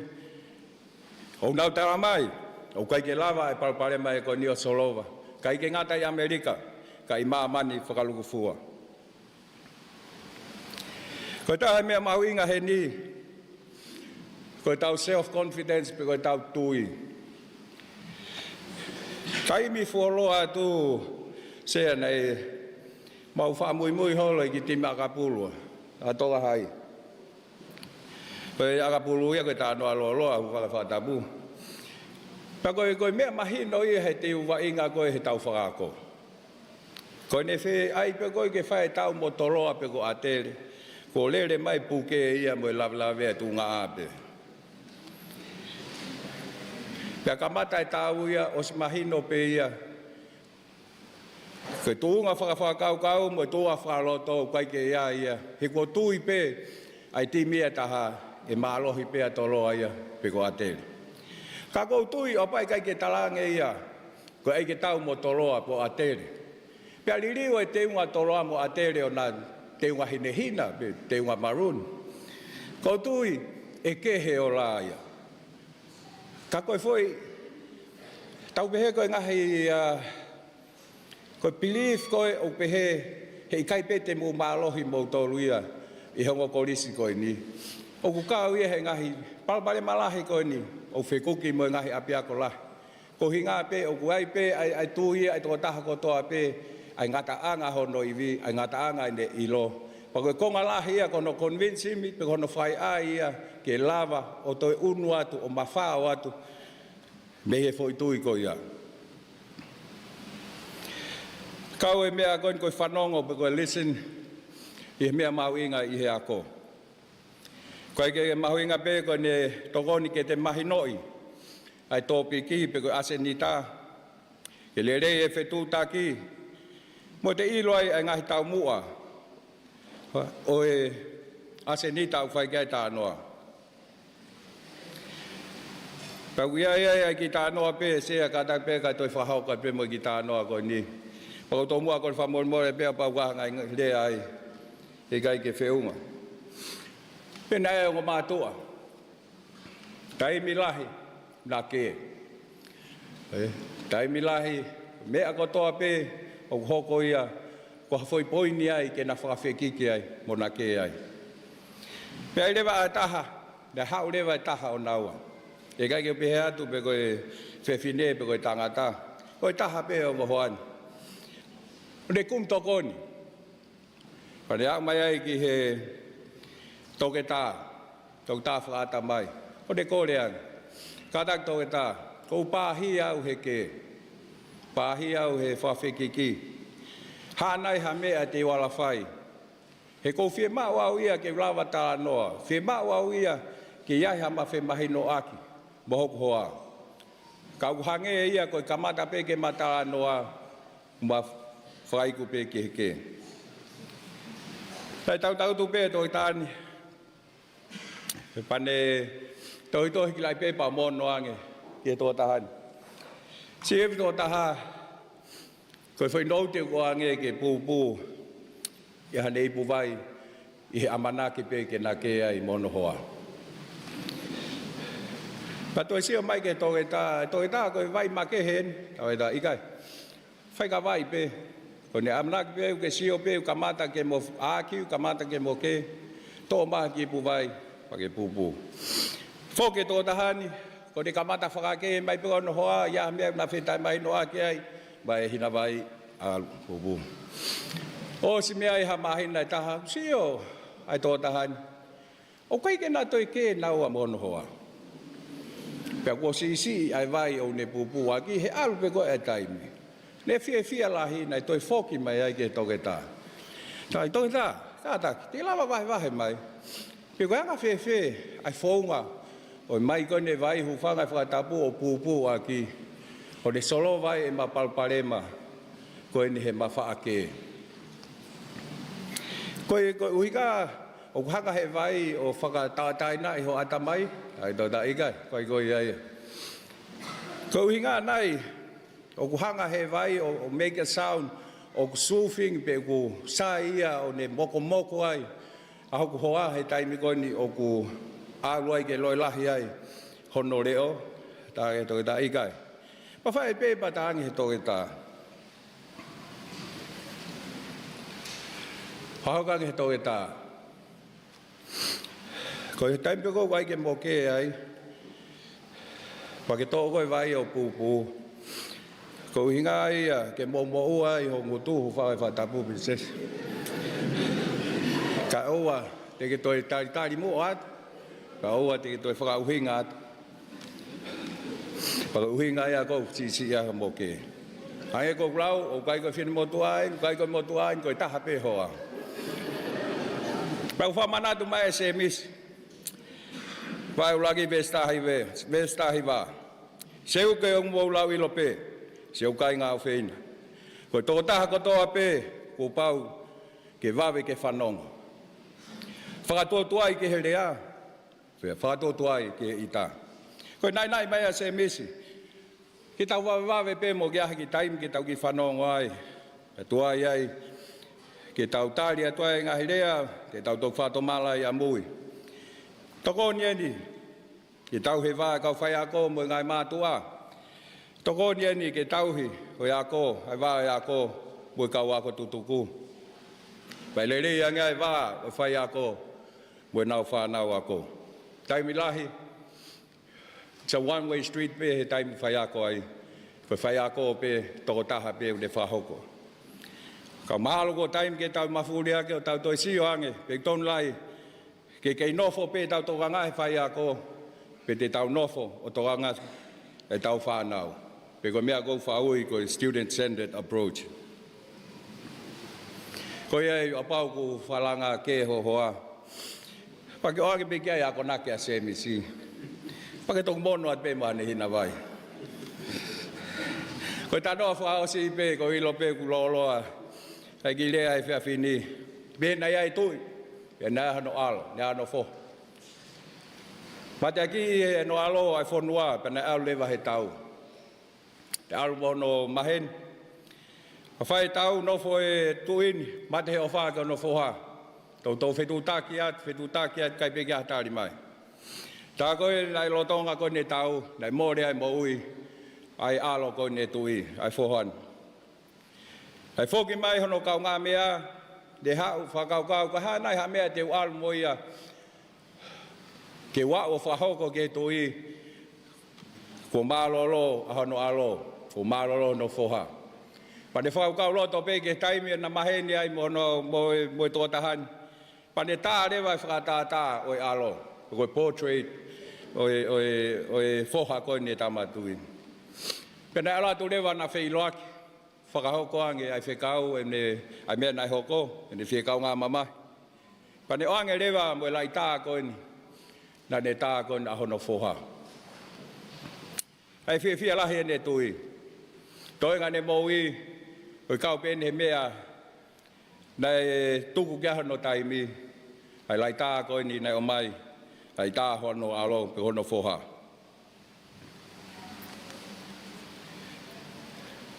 He aho koe nei mālolo ai, ai tuini nei lahi e ne ngahi arts, pe koe ne ngahi tā whaofofala. Ngahi tā whaofofa, ngahi tā oe ngahi tau nai mālohi ai whonua, ngai tā whahistoria. Ngai tā o landscape, pe koe whonua i hene asi whaofofa pe whau. Koe ngai tā ke he pe mahu inga au pitu. Ka nai tāla rewa he whonua, e whai whakatau tuki, ai koloa koe ni ai tuini. Nai o mai e kau tūmāria ko toa pe, koe nau mai, koe nau whewhakatau ai ngahi tā koe ni mahu inga lau miliona. Ke nau tau i ofa ki o nau tui. Whai koe ne aho koe ne whai whakatau toki. Koe lai tā nai mua nai tukuhake rak whai ki ai tuki. Koe lai tā koe ni oi alo i tui. E lai tā koe ni hono foha. Nai hao mono mahe ni. O whahoko mai koe ni. Nai tō tau. Kai la koe ni e kau ki nau tolu koe nai o mai. O mai ngahi tā koe mahu inga ki tau kamatai. Kai tok ai tā koe nā mui. Lai tā mai he tō taha koe ni ne whai whakatau tuki i kai. Koe tūtūn nai mai koe ni he tui. Koe lai tā eni e rak whakatau. Pau ke tau piti heni. Pa tok hoko ke ngahi tā mahu inga koe na. Ngahi tā whao ofa. Aina mō vili taki mai ki ai. Pea whai e tupeu kai ki nau whie piti lewa. Ai ki motua tau hingo ue koe ni ai tui. O ne mau. E nā kai peke ata hai e loto pe interested i he tā koe ni. E ospo ko ia pe he lewa tō taha whatau tuki, mālo awito mulawa mai, ko ose tau whatau tuki he ahon. E nau eke atu, kai whe to e ngai ai uta.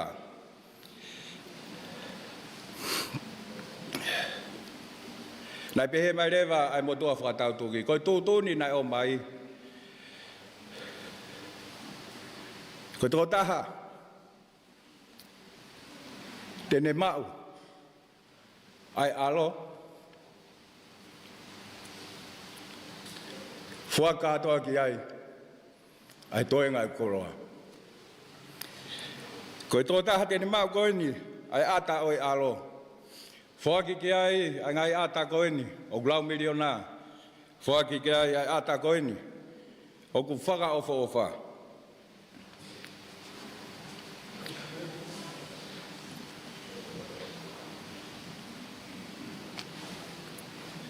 I ho maua I alo.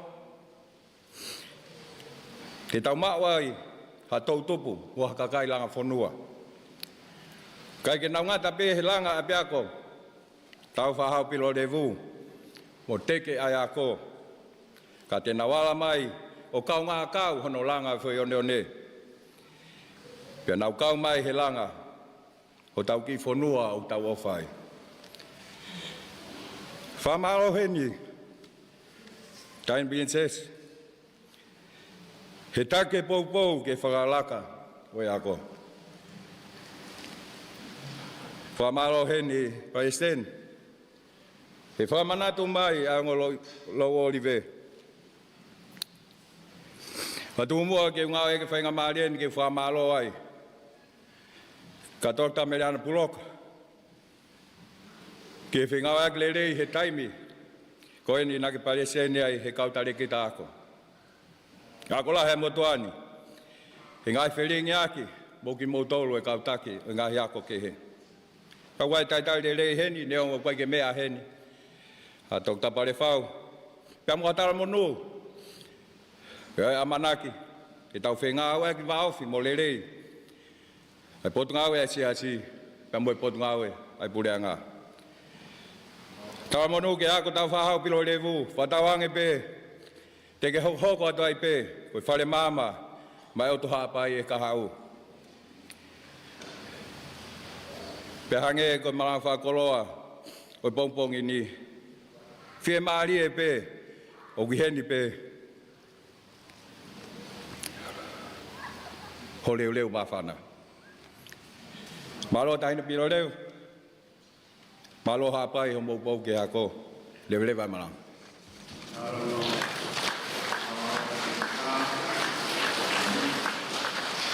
Koroa poro tu mahuinga poni pafonga e paremia me ka froa e purenga tau Katoanga e Siupeli Taiamoni me mare ko ni tu ka ke ka Hiva Tonga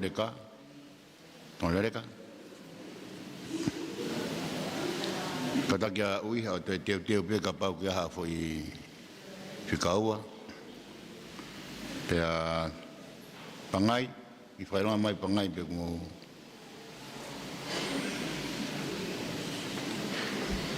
sai whae mare ko ni anke ako ai matau ki foi fas pa te ma uia ki he kokot ki ai he taka ose rea lea koe no kokoko lupe paongo o ai whae whakausia maanono ako Kolisi tutuku Ko pe foke ngahi Hiva e poni. Hange fokoia ko no whaongo atu. Oku uki pe whetongtong pe ngahi Hiva. Ako e whangamari oku tuu taifaki pe kau Hiva me kau isi ko ia ko anga. Siaki ari mo e kau Hiva e Kolisi. Tenau hoko atau tolu ia I he taimini Oceani pe hoko e lea lupe paongo pe a Hiva e kau Hiva ko ia Pangai ia hoko atu ke lea hono hoko whai whikau malolo tuina wai a sairi hoko mai e kau Hiva futua ufoa pe a hoko atu ke lea whai whikau malolo lea mitua koi ko e kau Hiva a kouro pe a tok whai lewa e lea whaosi mo e whamaa popo e Hiva e to iai pe mo e kau mo e whangamari e kia Hiva e tok I whamaa popo e sea kako e tu e taimini tau ke I kau whatahatu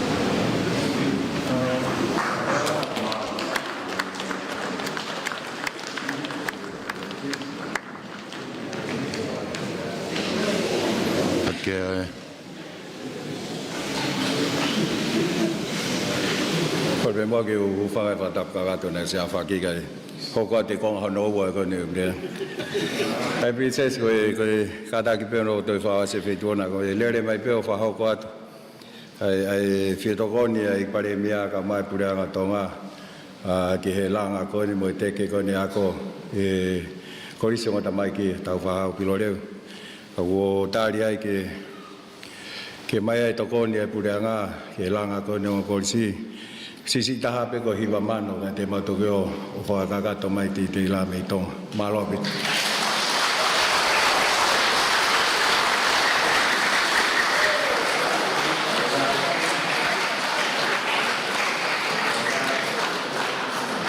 Pau de area mistal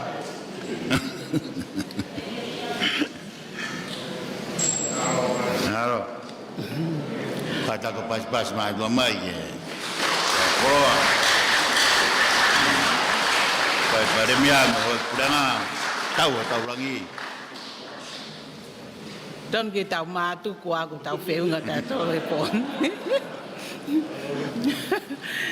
Ini yang saya faham kita lango fuat pokoknya. Mereka foi tahu how mai.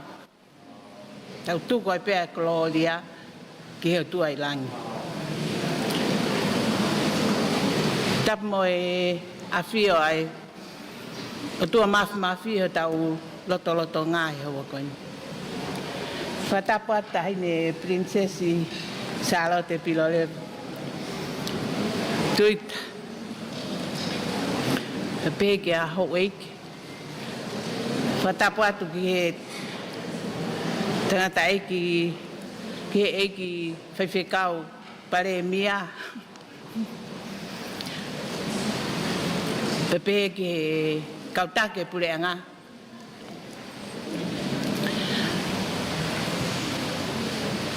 Fatapo atu ke tangata ai Palestini bese ke Itali. Fatapo atu sea. Amal mole ia ka tu ke kau nga hufanga pe fatapo ko osena faki. Sea kata ke pepe ki talango fua i hoa ko ni sea oko ongo i malu ia pito ke tu i he malu o Kolisi ha fa misteri i Salote fa manat se Tupou aki he fa ko ni kono moni sea na ku fu o vale apito he whakahau ko ange ane fia ane po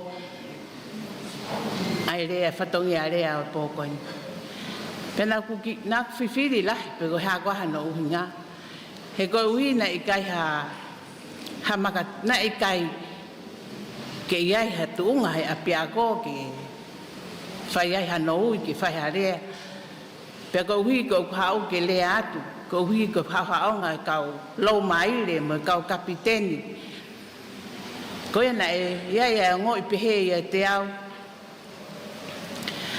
kana e pe me tahana ni falo lahi au ke kau hele ai he fe ko hui na ia pe me tali ko la na ma hu apia ko kapiteni hinga mo ala taha pe ko na ni falo lahi au ke kau ke hau pe o kau he whakamai apia ko ki mata lele apia ko he lahe ngai mo ua ka ko ia ku mo ni pe ai palove api ki he ngā Tonga na fifolaua kai ate motu ko e ua ka wai e fi motu a ko ni e sea ne whahau ko ange pelea pe hange ko puke au ia o ko toto maalunga fok pe ko lele hakele ni foi toto ia ko nga ko vela foi lai pe ko tatu ho mafu ko mantu be fa mafu tahawa no avalu no ko ki no molo ia ko ki e pe ko sai apito ko mafu ka ko fu ate ane po ko fa no ape mafu e fa no fa ngofulu fa ngofulu pe ko hange ko ngo ia o ku ngari ke he ko ngoi e au ia hange ko fe au pe mana to ai ke to ke tana ne fa matala mai a fine ikna langa fa ene tala pero a fine iki pe ke mai to ta ko hai me aku ke ngoi ta te fine iki ko ngoi pe hange pe ko fe ya to ta o langa hau fe tu pe aku ke mamai ta mai ta ni I kai ko ngoi pe hange ko fe sa ta to ta alo tali he tali va ke ngoi pe ha me ko ka koe pa ke to ki pa te to uia te to ta ka e ke ko ha ngoi ta pe to ta he fine iki ko ngoi pe au ko hange pe ko fe au ia sa ta to ta a to he ten ki foi panatol alo mo folo ki panatol pena pe ni po hange ko nga ko fe fa no ko ke foi vai mai foi lea ko ni folo pe ki foi panatol pe hu ke iki kapau ko fina iki kapau ko fina ngalo ia ke alo fai lea o mo haki me ke fa ke lea pe ko yo go he ni ai he fa fi ko ni fa feta na fai pe ki hu ke iki hange ne vana iki mai hoku telinga ai le ko asisu ana tau fanongo ke ai folofola e honi fie maari pe ko au pe o e mana vai fa feta ko yongo mai o ko ngo whakanonga fa fie maari hange halolo ringi ke tai ho ai matafi atu ai ho ha mo whainga ta ia kai lava ke uma o to a whiunga ke ha o whai rea I he whafkoini. Ko ia whawhetai peke iki heu whakaofo mau pe a ene whare I. Kana, koe ne aho, ko tutune si hova ke tau. Haka ai mo whawhiwhia. Ka hui ko whaiho tau whakamonu ia, ko whaiho tau whakamo ui. Tā mai monu ia, ak nau tolo hao he huafa eiki. Pe ak toi monu ia pe, ak nau tolo, te mo me atu I huafa eiki.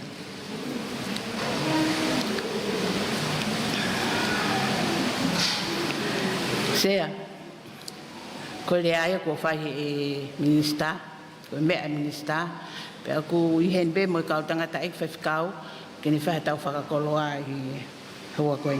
Kai tuku pe mua ke whaha ki tufi holo, ngahi mea na whai kia e mawhana I he Katoanga Siupeli Taiamoni o yongo tamaiki. Ko roa ke mea ku mawhana ai hoku loto, ko uhi ko hanga whatongai, ai mea tahine princesi, o kui kai ke neongo sia ia. Neongo sia ka o kai ke fotu mai, haongo sia ia te ia, I ene tautou mea mai ke whakalangi ai tau ngahi whiahui anga. Pe koe whia ia o ku toka I hoku loto ko uhi koe wha mea mai a tahine o tau kaunga kau I mea. Pe koe a ko kore tau whaki pas ma ke he mai tahine.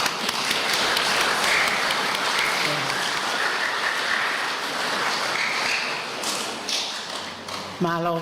Ko nau ai mea ko whia lahi ai, ko ku wakai aho koe na mau tau mai ai, ku wakai whakaholo mai e tamai ki ako ai haapai high school.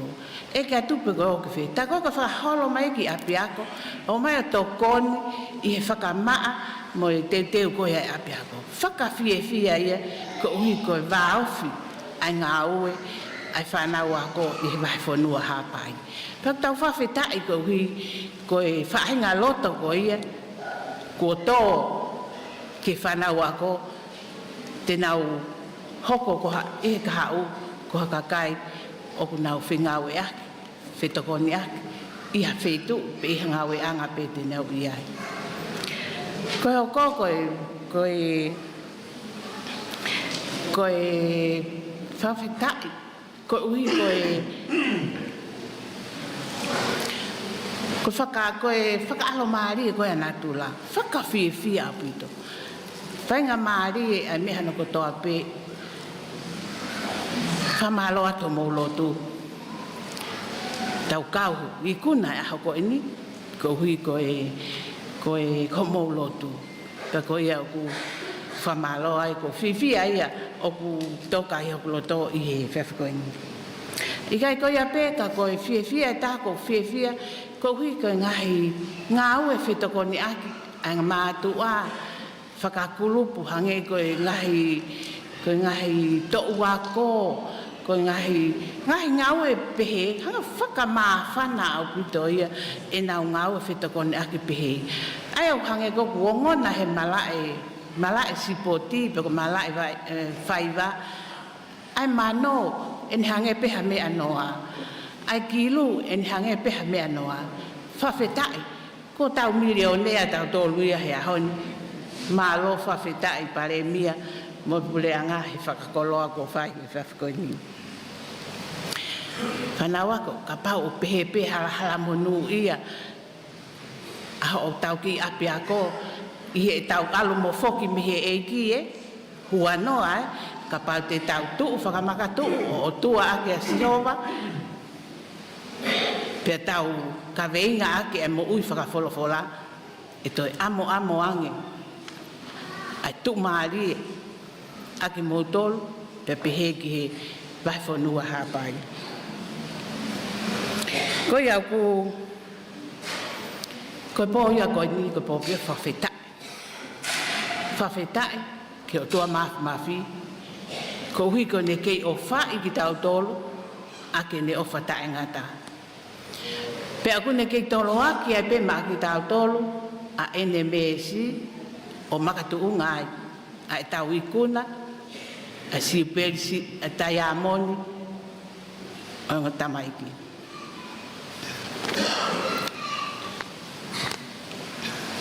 Fakafeta'i na tau tuu no ape o mamata kai tau a Sihova ma tau tolu ka tau mātu aki whiwhia lahi ai koia ko tau wongona pe I he tapa kehe I he whaifonuan teke fitunima Fakafeta'i ko hui ko teke ko ia ko tau whiwhia ai ka koe teke mo anipe, teke sisu, whana wako, teke sisu. Ko mea ia ke tau hoko atu gai, tau teke a sisu, ke mā olunga, pe e monu ia e tau whanonga. Ke tau teke a sisu, ke mā olunga, pe e hoko e tau ki api ako, ka api ako o tuu maari e tau mo ui nonga mo whi maari. Koe teke ko a sisu, he mahino ko tau whanonga, ko wawe hoko mai e aho eiki. Ko wawe hoko mai haere eiki. Tau teuteu, ko tau teke, ko tau teuteu. Ko whate ki tala noa whakatua koe. Koe tangata eiki nā ku tupu ai, nā mau tupu ai. Ko tangata eiki ia nai tai loa. Pea mo ne lau koe ai lea, halai whika mo lau konga. Ka koe uhi, na koe ne mo ina ni tokanga ke lau e wholofola. Na e tu ofiha liu-liunga e ne lau e tohita ose tohita puhe ne lau. Pa koe ne tala mai e ni kamau tolu. Ilo e taimi koe, ilo e tala noa koe pe e haere mai a wawe hoko mai sisu. Koe e au ki hakuonga, te mo tala noa tu pe ki ha taha, pe e rea mai pe toko taha ko ia, te mo sio atu pe hange o ku lea mai, pe sio mai pe hapuha sio ata. Ko tala noa ina tangata eiki, o whelawe I mo kuonga, e hoko mai ai, e haere mai eiki. Kau ki kai ki tau ilo no taimi, tala mai pe he apostolo ko pita, o ku tuai pe ne hoko mai, ko uhi, o kai tene whina ngalo ki tau auha ko toa tau toro he tau wanga hala. Ka kohono whina ngalo ki tau whatomala. Ki tau whatomala, he kai ki tau ilo mea e hoko mai he kahau. E wawe ne hoko mai. Ko mea pe e ua tala mai he wholofola, whamole mole pe kau taula eiki. Mea pe e ua tala mai ko he wholofo he tohi tapu. Koe lele, te ke whai, koe lele ki ke whai, ka ke mao ai mo uita e ngata. Kono wa, koe kovi ke ke whahi ehi me ai, te ke iku ai ki heri mo uita e ngata, mo mamahi ta e ngata. Koe koe whakakaukau ia, o e whawhi koe ni, whanau, teu koe ki tau ilo tai mi hoko mai iki. Koe aha pe ni e whakatau mala, koe aha pe teu, koe ki tau ilo halafono ngā, ka ia ha aho ko hoko mai a siso, tau whawhetai whiwhia, i e whainga maari koe. Tala mai he wholwhola. Whamole mori peka tau la ai ki, tau tupeke ki hao ate. Tala mai he wholwhola. Ko au atonai si hova, o ko whakahau ko ate. E ai aho, e tō mai ai e honge lahi. Kai koe honge ia he mea kaima mea inu. Koe honge ia he whanongo ki he wholwhola. Ha koe au ku whakaloto lahi ata ki te moto whanau. Ki moto kanga ke lau e wholwhola. Koe uhi, he ia e taime hoko mai honge koe ia, e whiu a kumi ka e kai mau e wholwhola ia. Fakafeta'i ko tau whekau e, ki tau whatomala, o whoki ki he eiki.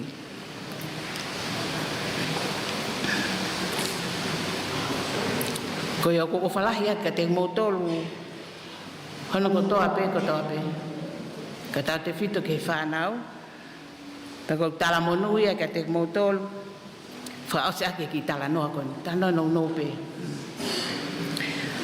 Ko whaalele atu ki whare ika, ko i tahe whare, i he whaua, wa whaua.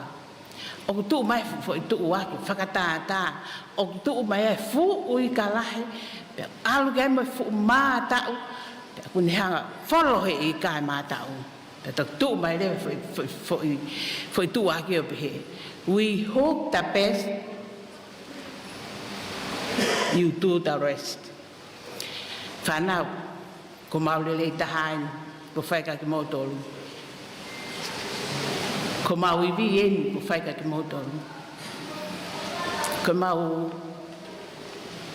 ngai whare o ko atu, ko maulele i tahai, ko ko eni o toe. Mana tu oa na ngala sisu, mo whiau mo sisu, ko ia pe tene atu, tene whakaau. Ho ngahi whenga ko toa pe o kwhai he marai ako. Ko ia ko talamonuat ka te motoro no ko toa pe i he whiawhi koe ni whatawangi pe na tau inas ko toa pe i he whiawhia o i Katoanga ko tau rikuna pe koe talamonu ia ke tāpua ki i mai ki motoro e siova mone tau hia ke whakaulo mai siova na fofonga ke te motoro mone alofa ke hangai fofonga mai a sihova ke te motolo mone atu ene merino amen o falai atu Maro kore pe mua ke katak pe whalere si e tau pulkalama kore ke hoko tai pe mua ai kaurea koe ni tuna wai saeri waka pe mua lea whaifkau ream tau koi patuk whai tau hiwa patuk whai tau rea whakasi Maro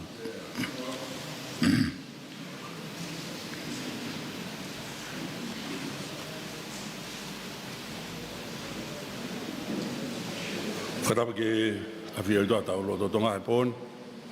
Whatapa ki teine whawhalang e tau polotu. Whawhiawhia mo whakamāwa e pōni. Salote Mafile'o Jubillee Tuita. Whatapa ki a loti nuku. Ka mai tuila ke pā. No pere aine hawhio.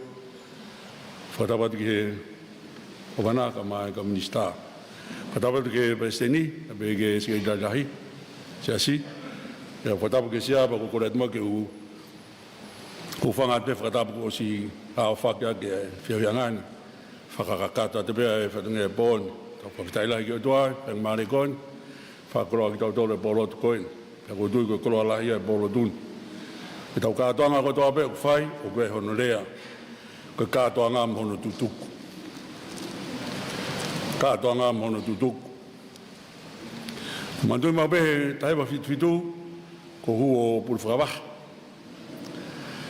Pea ko taim programa fai mau bahe, fakate fito hanga tokolahi ho mau ngai bahe ngan. Ko mau me alai me ai ko lahi taha ko mau o kumi tokolahi ko ni bahe ngali fukani kamata me koulo awai holopek. Hai Pangai ni pe alum hato pe au ki Hiva. Ko mai me alai mau fai ko mau fakatotoloi ai kau kakai tu hau ko ho mau bahe ngan. Mau ia fakatotoloi mau oho vale la. Mau to fakatotoloi ko ni me ko ni dan binches. O vale mau to ki lave I foi ai. Ko pelinis tungi o ministru pe hak.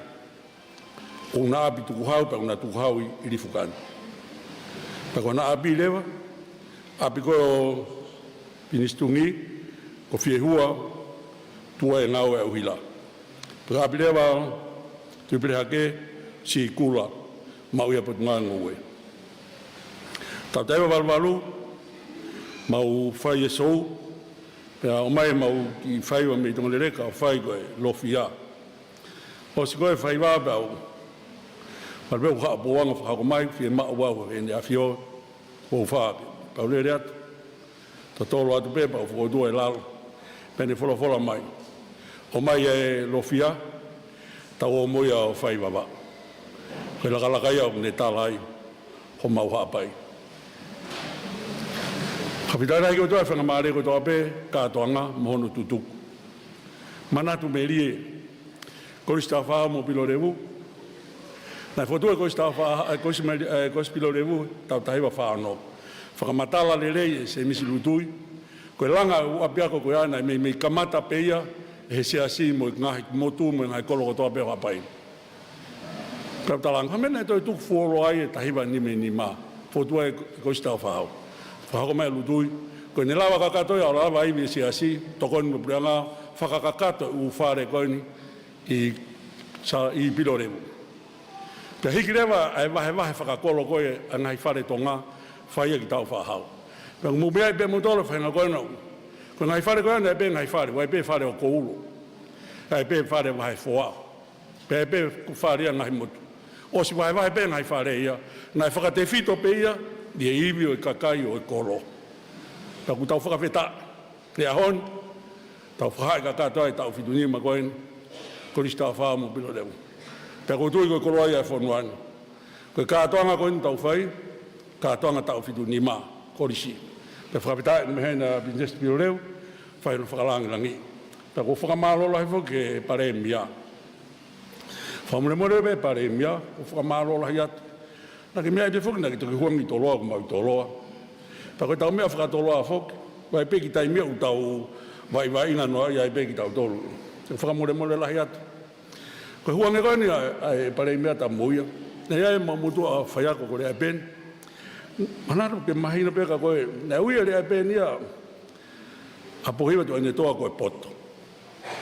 Mea koe toa pen nai tokanga kia rea peni, na ne uia pohiwa koe poto.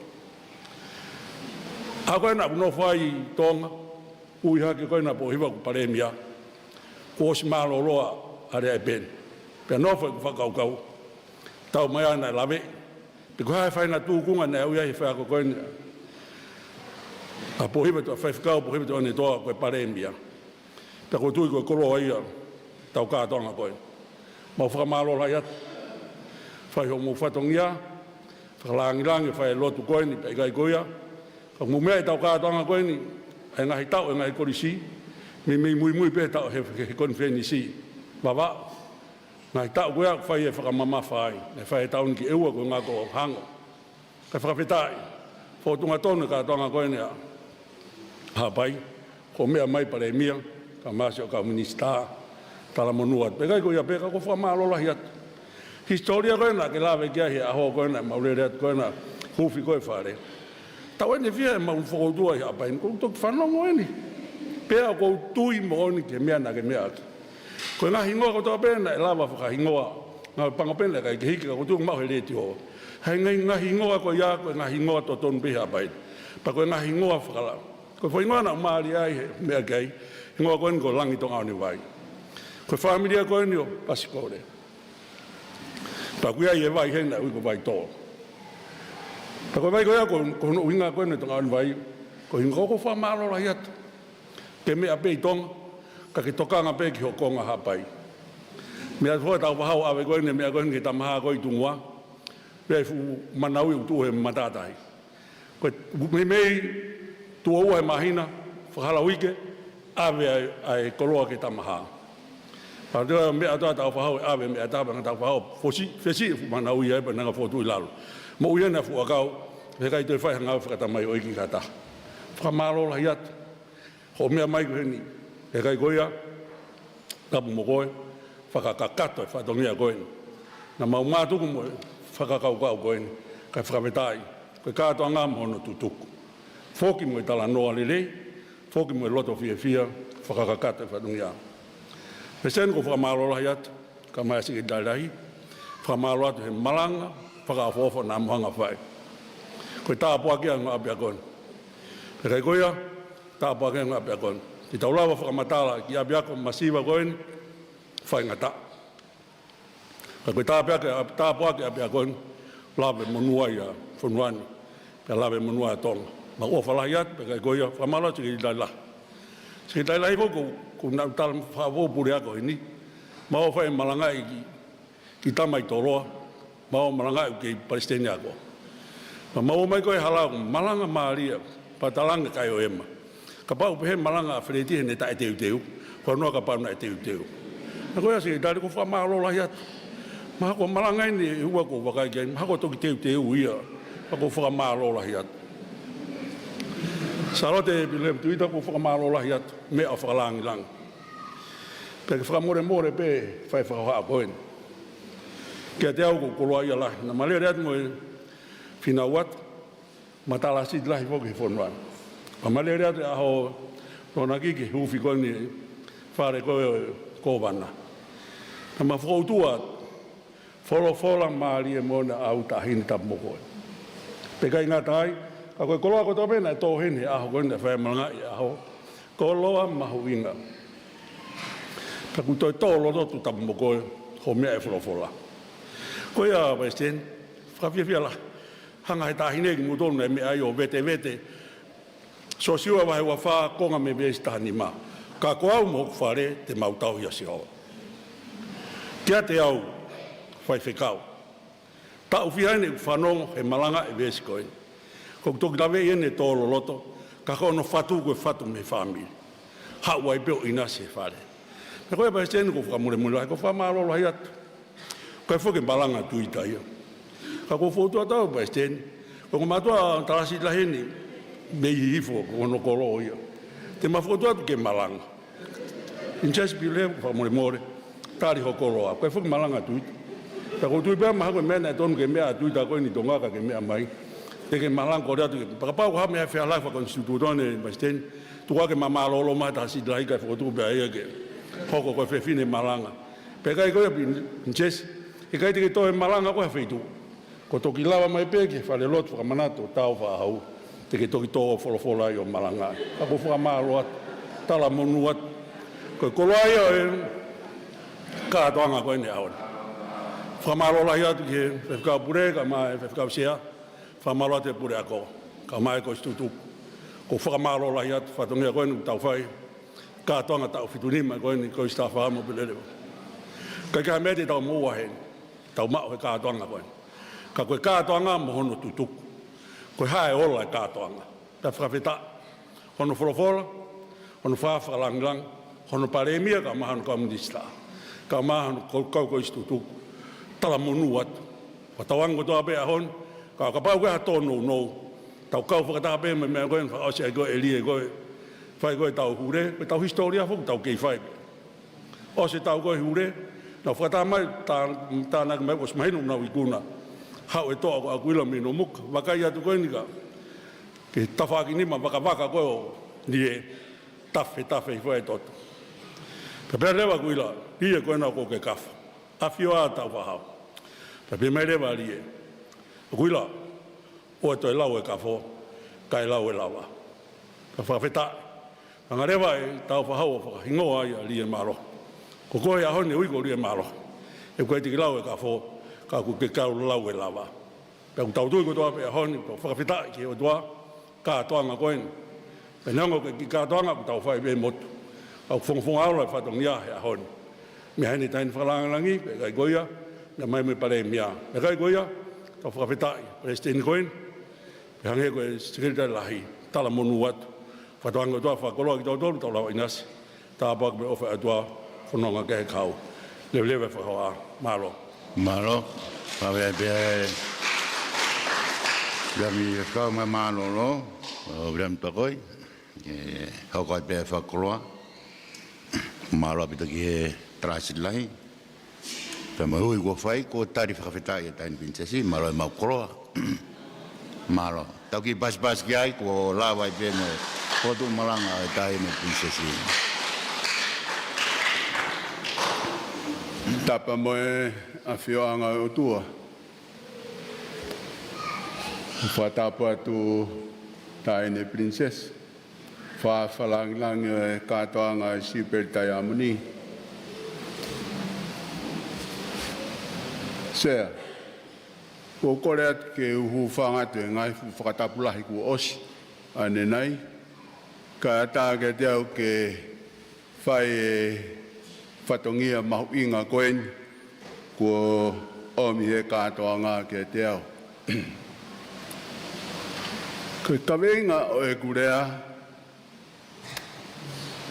ko e talatalai whare, ma e tau tangata ka hoko mai. He koe kuonga ko ririu. Te tō mea lalahi pēngai mea ko ririu, ka koe ki e whinanga koe no ko mau, o ko tui nei inas katoa ai, e kau tangata na wako i he Kolisi ko Tupou. Nei ai e fo i taimi nei mea mai e tiutalahi, i he fo i o uri uraki pe ia o e apiako, pe nei ui e pōko ia ko e laulau, pe a mo e talatalai whare. Pe koe uruaki, ko e ne talatalai whare, i he koloa tuku whakahoro a e Kolisi ko Tupou. Aia koe ungai. Ne pehe ne talatalai whare, na e whiri i he paionia o e Kolisi a e unga, pe ne whakotu urewa unga koe une fie maa, ke hoko ia, ko e whailonga ia o e Kolisi ko Tupou, o ne hanga whotu he himi. Pea kou whaamu ki he whanauako o e Siaosi, ko e tau moto ia, ai unga koe o tuu i he himi. Ko e unga koe ia, ko e unga ia kaua mo le lei. Whaamu ke alge tangata ko Siaosi. He koe whainga unga ko ia ka pai alatu hawhiri, pea kune hanga uni katoa mai hono sino ki loto, pea tuku mai hono ngahi pes whewheka i tua, pea kai ke lava hawhiri ia. Ka kuhanga he kau tangata toko lahi o ririu ai unga. Ai e nau tolo e whangi unga, ko e whangaki i fo i nge eskerea. Ka pauna e kei mo ui mai ai paionia e Kolisi ko Tupou. Tene tala mai, ke tuko e unga ko ia ka hau pe whiri tene ngungu whakatape ki unga mono nge esi. Ko ia o ku iai rewa ai whakaamu ki he ngahi a piako ai Siaosi, ke tau tokanga, he kua kamata ke ririu e tau tangata. Ko e lanu koe nei whinangalo ki ai a toke tāmuri toni, ko e lanu ko e Royal Blue. Aia ko e pulu whakatu ia. Pea o kei tauhi e he Kolisi kun Salote, ai Royal Blue. Ko liriwe ngahi apia ko ni Siaosi ki he whahinga lanu peia ko e awala ko hi ka lawa peke ne maku pusi e no sino. Pera paurewa ka ki tamasi o ku tutue pe te wha iki an kai kei konga fitu pe. Pe kai ke ngatai ka na hanga wha mahinoi ki he kau tiuta ai ririu koe ni. Pe koe uhinga o ki tāwala koe ni koe whātātā ia o tuinga lowifi. E o mai ai kawha whakatere o tui ki ai e ngahi lai tāwala. Pe e no o ia he tamsi Kolisi ko Tupou koe ne tuinga lowifi ia koe. Pe nai peheni hono tala te mau tāwala eni ki he lotu. Pe ilonga ha Pangai I tongani te munga ke tāwala koe ni. Hinga e kulea pehe ko lawe au I he Taiamoni I he liriu o kukonga ni mape e tāwala ia o e tamaike ni. Ko hi pe o whakawanga rewa ke māku pusi. Ka ko whaampe I he kuonga koe ni. Ke tau toi whok pe mua ki he tuku tala nai whai me mua ke te tau tolu e ngahi apia koe Siaosi. Pipiki pe ki he unga koe nai whiri ke tau whai longa ki. Mo mea ririu Taiamoni aku nai aipe unga ia ke tuuhe ke ofi ke mafu. Tonga, mounga ke loto. Hanga he kau tisaine aho ni o tae unga I he kapailalo tupenu. Pea koe fie lao. Koe lan pulu ko aloha ia I he Taiamoni. Pea ku asi mai ngai pulu kehe ia. Kai ke Royal Blue, ka ku asi mai ngai pulu kehe. Pea koe tāwala manatu, koe tuinga lo wifia, o e kres fai fio ai otua, mai tamasi, e mai daine ako, ai Siaosi, lewa whaha.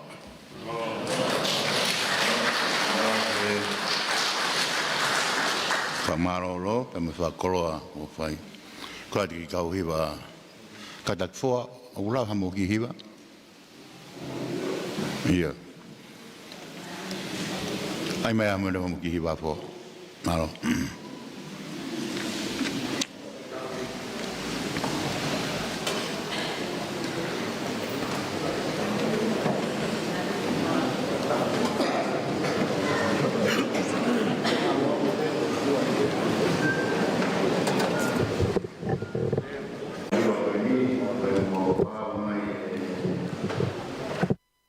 Minister, Premier, ai ki lai pepa koe na foto be no lui tohi ke kona ni te o kano kato. Mo ro na ka ke lava mo ta lunga. Mo ro ke ai pe ha o ngoi ki ai pe ha fi talafa ke ya tape, porque tolo mai pe ko lo Tonga ai Hiva koe ni o ke hiki pe ho ki tuba. E ke I whaingamari e bena ke whoki loto mamahi. Ka kia ha whaingamari. Mano. Mohai e nā opune ha umoho no tofu la tupula pula o putu ki tuki e matama o kani mo uihe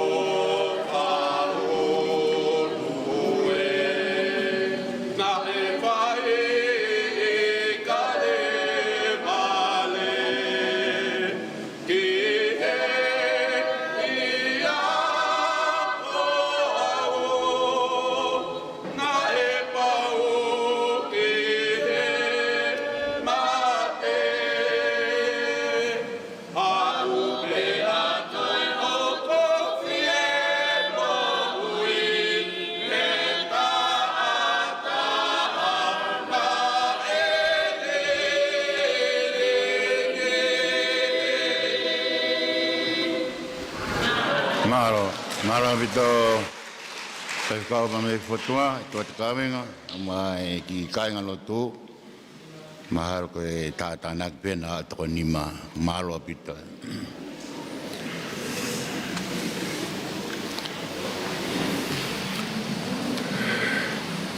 Tape moe afia tua tarot Tonga. Tape moe sea porotuni. Ene princess.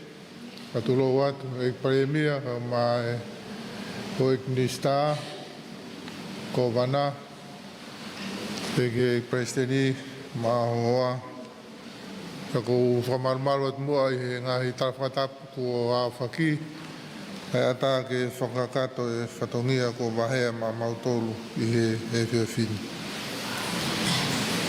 o mai no pe ko tau fataha ngalu tupu eni o Katoanga e a tataki se ape ko ongo pe president ka mai taine fafarangang e Katoanga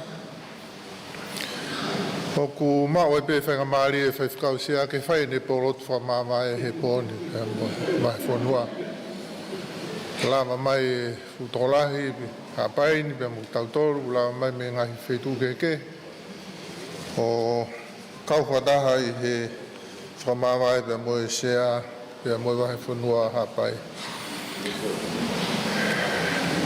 ko tui pe ko tau mātuku me Katoanga ni ku Peki he laini be me he tohi himi ase tau himi uloake ne nai ko ki rea o pehe ko tala noa fungani ne kau atu ki a koe. E tala noa aia ki he himi ki he kolo te vita pe mo saione. Kau ku tui sea kau mai tahi ne whawhalangilangi ku natula pe he tala noa ki e Katoanga ai on ki tamaiki. Ai tau fia I hono ngahi porokalama, ia mo ngahi koloa u tau inasi ai, ai tau pe koe tala noa fungani. Tau whakawhia whoki a te tautoru he tau whakatahataha mai, o ikai ngata pea no o hake ai ngahi konga o e historia, u tau manatu melie ki ai, ki he ongo tamaiki, ki he tamako Taufa'ahau lahi au pito ai ngahi historia ko whahopo hake o tonga e tau Katoanga. Te ngeke ngā tai ne princess ko koroa na ke tō whekau ake pia mo Pilolevu ulu aki, ko whutapu aki ia, ke inasi ai e tau Katoanga. Pia mo lawe iai e he toko lahi, ai ki tō taha ko ini, pēnā e hoko pē, ko e taha e kau hero, e taimina e hoko ai whaingataa o I lotu. Whawhiao atu, ia tonga mohe noa pia mo Siupeli, e nau whanonga whataha ke nau he I koro, I hono awe ki e teki nau tolu na e mamahi e whakaongo, Nā ne whoki mai, ko I Pilolevu ia, ko I Ipulahi ia, ko whonu mahuahua ai Katoangani, e u tau tui u koroa ia ai taha ko toa pē. Ko I tāpaka makeho hapaini ko hui kono fulo ki ako, kono ātakai. Pe koe ātakai ko hapai, ka pau koe ke whainga maalia ke tau wako me he whai ako, tau wako mi hono loki ako. Pe koe uhi ngai au maua e ka kai kehe kehe. Au nau nā tula kehe kehe, mo tāpua ki kehe kehe. Pe whakakoroa ki ho tau whanua, ka huku mea tō ilo. Koe toko lahi au ki nau tolu na e tupu hake, pe koe nau tupu a ngā whoki mai ki hapaini. Hanga e he koloa o e ātakai ko ia o a koe ki nau tolu. Hange ko e whorofora maranga uluaki na e whaava Katoanga. A koe ki nau tolu he whainga ta a. Pena hoko ai o tu mo unga ke whakakoloa ai o tongani. Pea tawa manake u te kai ke osi. O kei hoko atu pea e whanonga kuia. Nei ai tangata whai ako na e ahi atu ki whaiwhatapu ki whare mahaki ki tamisi ako. Nā tutupu whakataha hake ko e whai ako mo e tamisi ako. Pea whoki mai e whai ako ko e niri o ahi atu ki e koro pehe ko e ki tamisi iu whakoutua ko i whare mahaki ko ki whatangata hake. Ka koe tau e ne tolu e ne whi ao pia mo e whaingata a. Koe kansa. Ka koe ahi atu koe e whai ako o wakai atu ke he holo ai sino mo e whaingata a ia e mo ui. Pia ku whaingata a ia ke whakamatala. Pia koe haha ne whi tapa e whai ke whakanonga ki he tōtaha whaingata a ia koe ni. Pia peheange rewa e ki tama ako ke ne whai ako. O kou whaingata a ia pe, ka kua wako e au e mea lahi he mo ui. Pia koe whenga koe e whai ako ke mahino koe hae toi mea lahi ne ako e he tokotaha koe ni. E kwange e nia, kuai e mea ia u whaame tama ako ke mahe mai mo e whai ako. Pea tarange rewa e tama. O ko wako a uia, ke mahino ki a te au, koe mo uia o koe ko ha tepi. O koe ko ha tepi, VCR, aini kou tauhanga ko rekoti. Koe mo uia o koe ko ha tape rekota ia. Koe a uinga. Kono uinga ke te lawa koe o fast forward. He ke lava ko fast forward. Ke pehe alatu ko fe kuki mo e whaingata a. Pakehanga o lomi ke whai mo whakalaka. Ka koe mo ui te tau fe kuki pe mo ki vai hala ko toa pe. Ka koe ki vai hala ko toa pe. E ako ai mo ui. Mai e whai ako i he whamatala i ki tamisi ako. He ke pe mea u tau ako i he ngahi mea u tala mai mo e ngahi mea u omi he tohi. Mo e ngahi mea u tau ako sia he mo ui.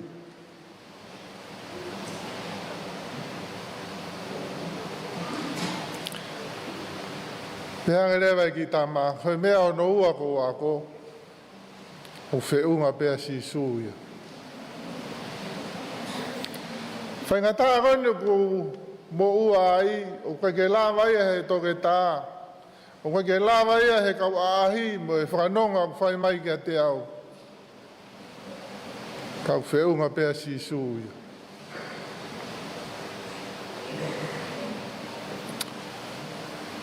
Taufa'ahau Pilolevu. Kau tutuku. Akalolo Tonga. Koe mea eu tau ako he mo ui. Koe vai hala peu pau ke tau fou atu ai. O ku hanga e ngahi whainga tā tau whekuki mo ia he mo ui o a koi ki tau tōru. Ka koe tāpua ki lahi taha o tau ako he mo ui.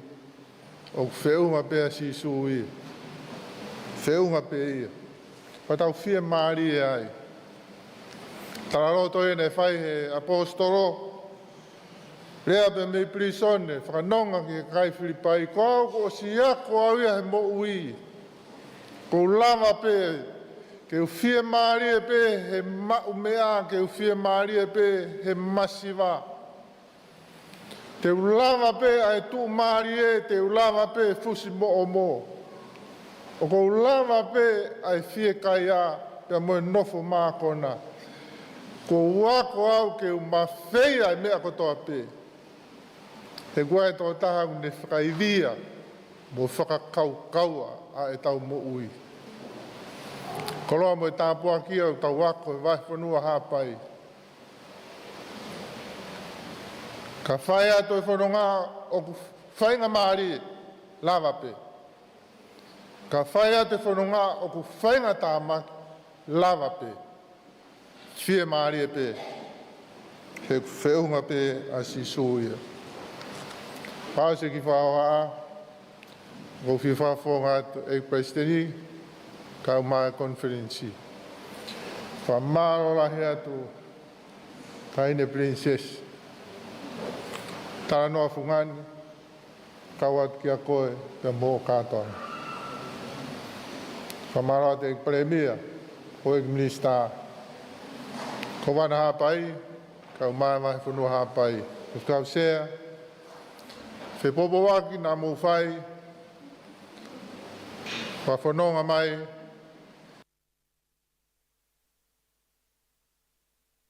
e kau tutuku ki heni o tau kau whakataha i he Katoanga whiawhia koini. Whamaro atu pure ako.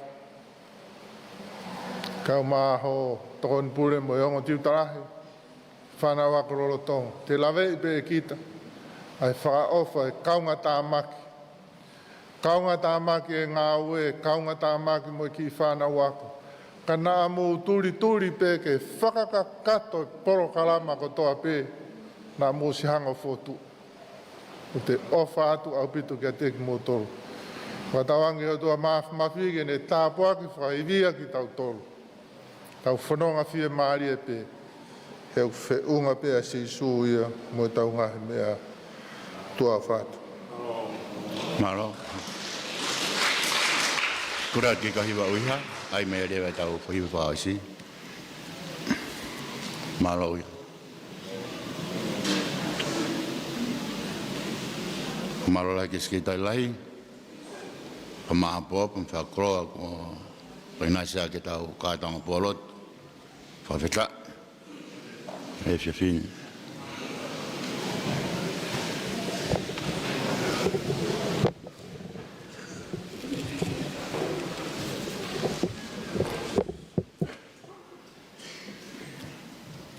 Katak whamanmore uiha,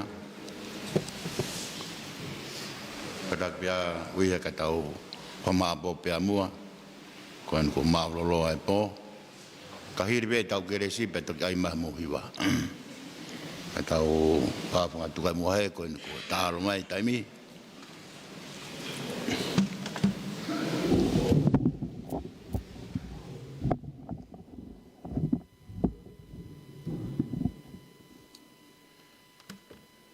Kore ke o whamarumaru at pe mua he, i he tarawhaki ko tau kamata ki, and princess, ka katoa ko whatungia, kai e whamaapo, pa mo whamaro, koi kuna e Katoanga Fakafeta'i, o e whiawh koe ni. Oia kou, kore ki tau whakaha ki pē tau whiawhia, ang mua tau pas ki tain whakalang langi.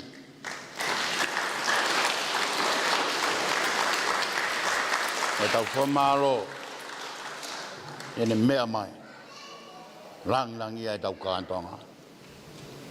Awe tau pas ki ik pare mea ka mai, o ik puranga.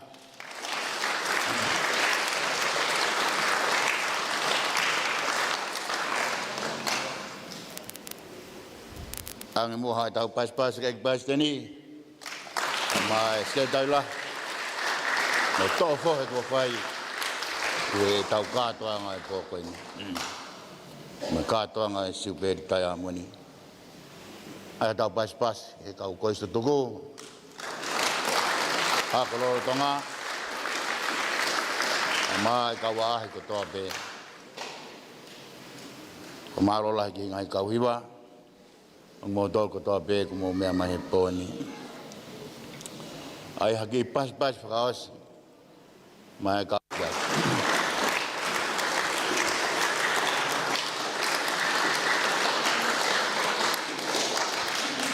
kore ke puna ke lau him whakaosi, lava mai o whai tau him toko maro apita.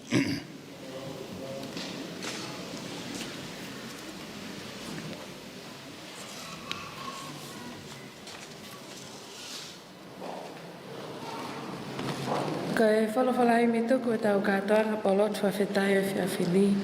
Kono ono ngeau ono ngawhulu mātolo e Hiva. Ono tolu ke tau Hiva. Tama e ngalo a whenai, aho ne toa e awha. Angi mei mua he matangi, waka ne i kai tau ala. Kane whawhanga alangi, mo wili atu ki mua, he koe kau matatali, te nā wa usi whanua. Sila ki vai, pia uli ngā holo, he kua tō mai a mui haka.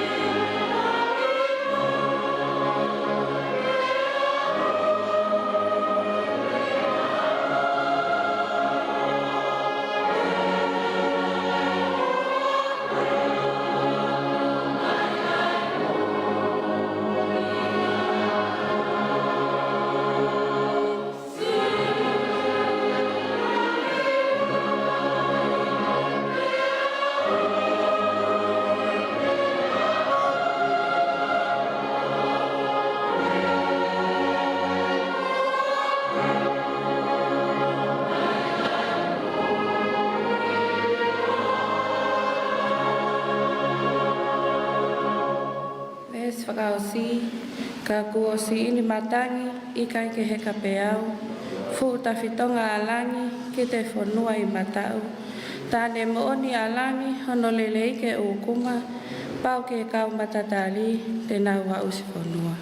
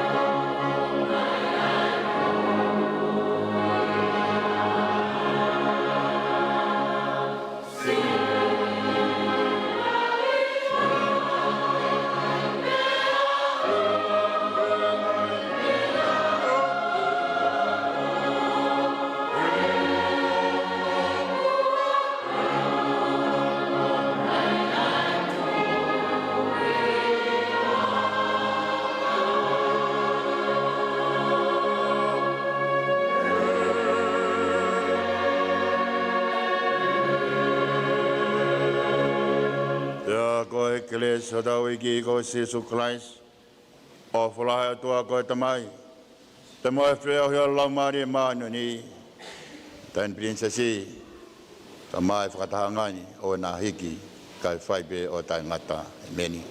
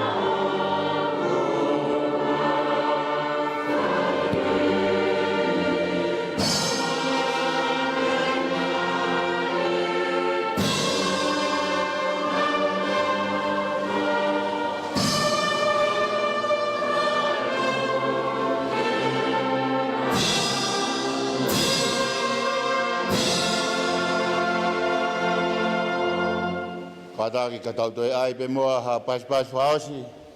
Kono Fakafeta'i o tau Katoanga ki au ka fir ko taha miliona Taufa'ahau tau doe pas moa. E programa malo. Malo. Koe lava kakatoia o e polo kalama, o e polo tu Fakafeta'i, pia mo e whamawai, o e Katoanga, o e Siupeli Taiamoni, o e Kolisi Taufa'ahau Pilolevu, mo e ngahi Katoanga ko whahoko i he otu hapai, a e whamau au kai, ka pe foki he vete au kai. Taine princesi ko mea mai ki lalo ki he wheloaki, pia mo e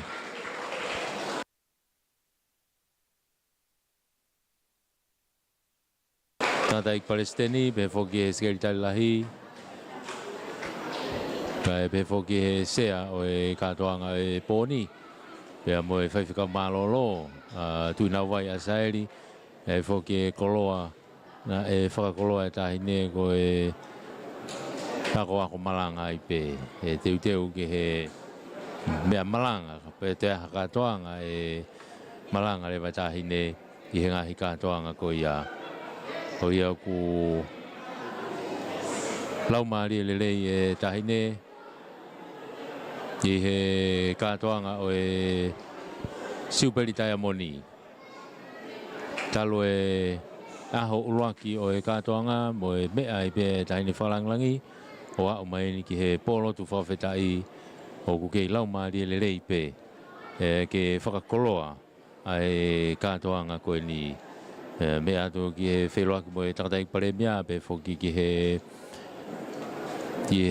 hoa paremia ki a hena pe foki e takatai ki kowana wheloaki nau wheloaki whia whekita whia pe mo e inau tolu koe ni o ku nau kau i he polokalama whainga maari e ko ia o ku whakakoloa e Katoanga koe ni utau Pausia ai ikuna e Katoanga o e Siupeli Taiamoni o e Kolisi Taufa'ahau Pilolevu i he tau koe ni wafe ua taha. Me atua e tahine princesi e lava e Katoanga ko ia ko whakakoloa aki ai Kolisi ko Taufa'ahau Pilolevu.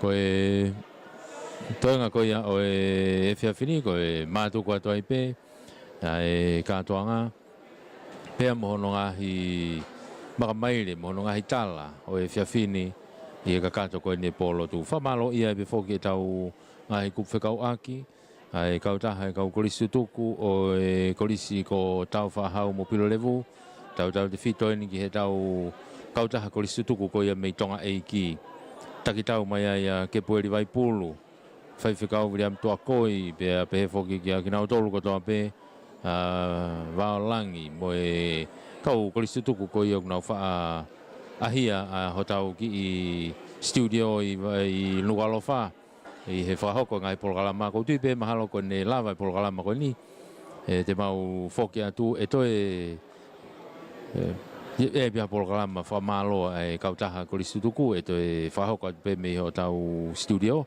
vaveni pe e whama e hapolo kalama e te whakahoko ai. E kako whamalo ia e whengau aki pe whoki ki he takatai ki pureako whaiwhikau te vita nau pe mo e whafofonga ko ia e hapa i taha tolu vei wasa taka ko e ngahi tokoni ko ia o ku tau kau whakataha pe mo e kau Kolisi tuku tokolahi me he otu muri o ku mo mea mai ki he tau polokalama e ko lawe i pe ko tui pena e toe whamafola pe he ngahi kupu whikau aki pe walfit poine ni mai broadcasting hange ko e live stream ko ia paula moi he ne YouTube mo e ngahi kupu whelawe i pe whoki ki he le tio mo e televisione Pacifica me i Brisbane me Australia e whakakato atua i pe whakaau atu ki ngahi kupu kotoa pe o ku tau whekau aki ai. Kake koe lava ia o e tau polokalama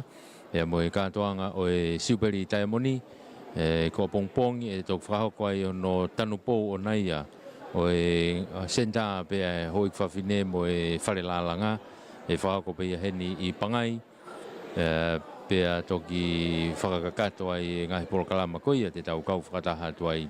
Heke tau kau whakataha I pe whoke whaiwhatongi atu mei he Katoanga o e Siupeli Taiamoni pea mo ngahi Katoanga ku whahako atu me whoi one I he weekendi ko no hufi koia o e apino whoanga kovana I tuku mo whaila ka e pe whoki ki he hufi o e whareifi o e Kolisi Taufa'ahau Pilolevu I he api kolontoni pea mo e ngahi houa ilo mo e ngahi whakawhiawhia mo ngahi whakameite hange pe koe ko mo mea mai ki ai hono tuku pā I pe pureanga te nauhanga whakaau ai pe ai Hiva kilu tahamano ko ia ai whinga koe nea Kolisi tuku Taufa'ahau Pilolevu na whakaau ake fo I Hiva mano ke au rewa ki he taha miliona ai Katoanga ko ia o ku tau kau whakatahai I he Kolisi Taufa'ahau mo Pilolevu Heke koe kakato ia polokalama tatau atai pe me wharelot whamanatu o Siaosi Tupou ulanki me Pangai me hapai tau whaiwhatongi atai pe me heni me he le tio mo televisione Tonga ya Kevin Lea pe whoke a William Pouri pe mo Sydney me he tau live stream atau tolu I he Facebook .com ko alipate kisina pe whoke a Tupou rea mo tau le tio pe lariolo whangawhariki pako mana se wakauta mo e motu au whaho haa meri e lau manu tau whoke atua hei ki nukalofa tatau atua pe mei Pangai mei hapai mei he fuutoa ko tuaki tau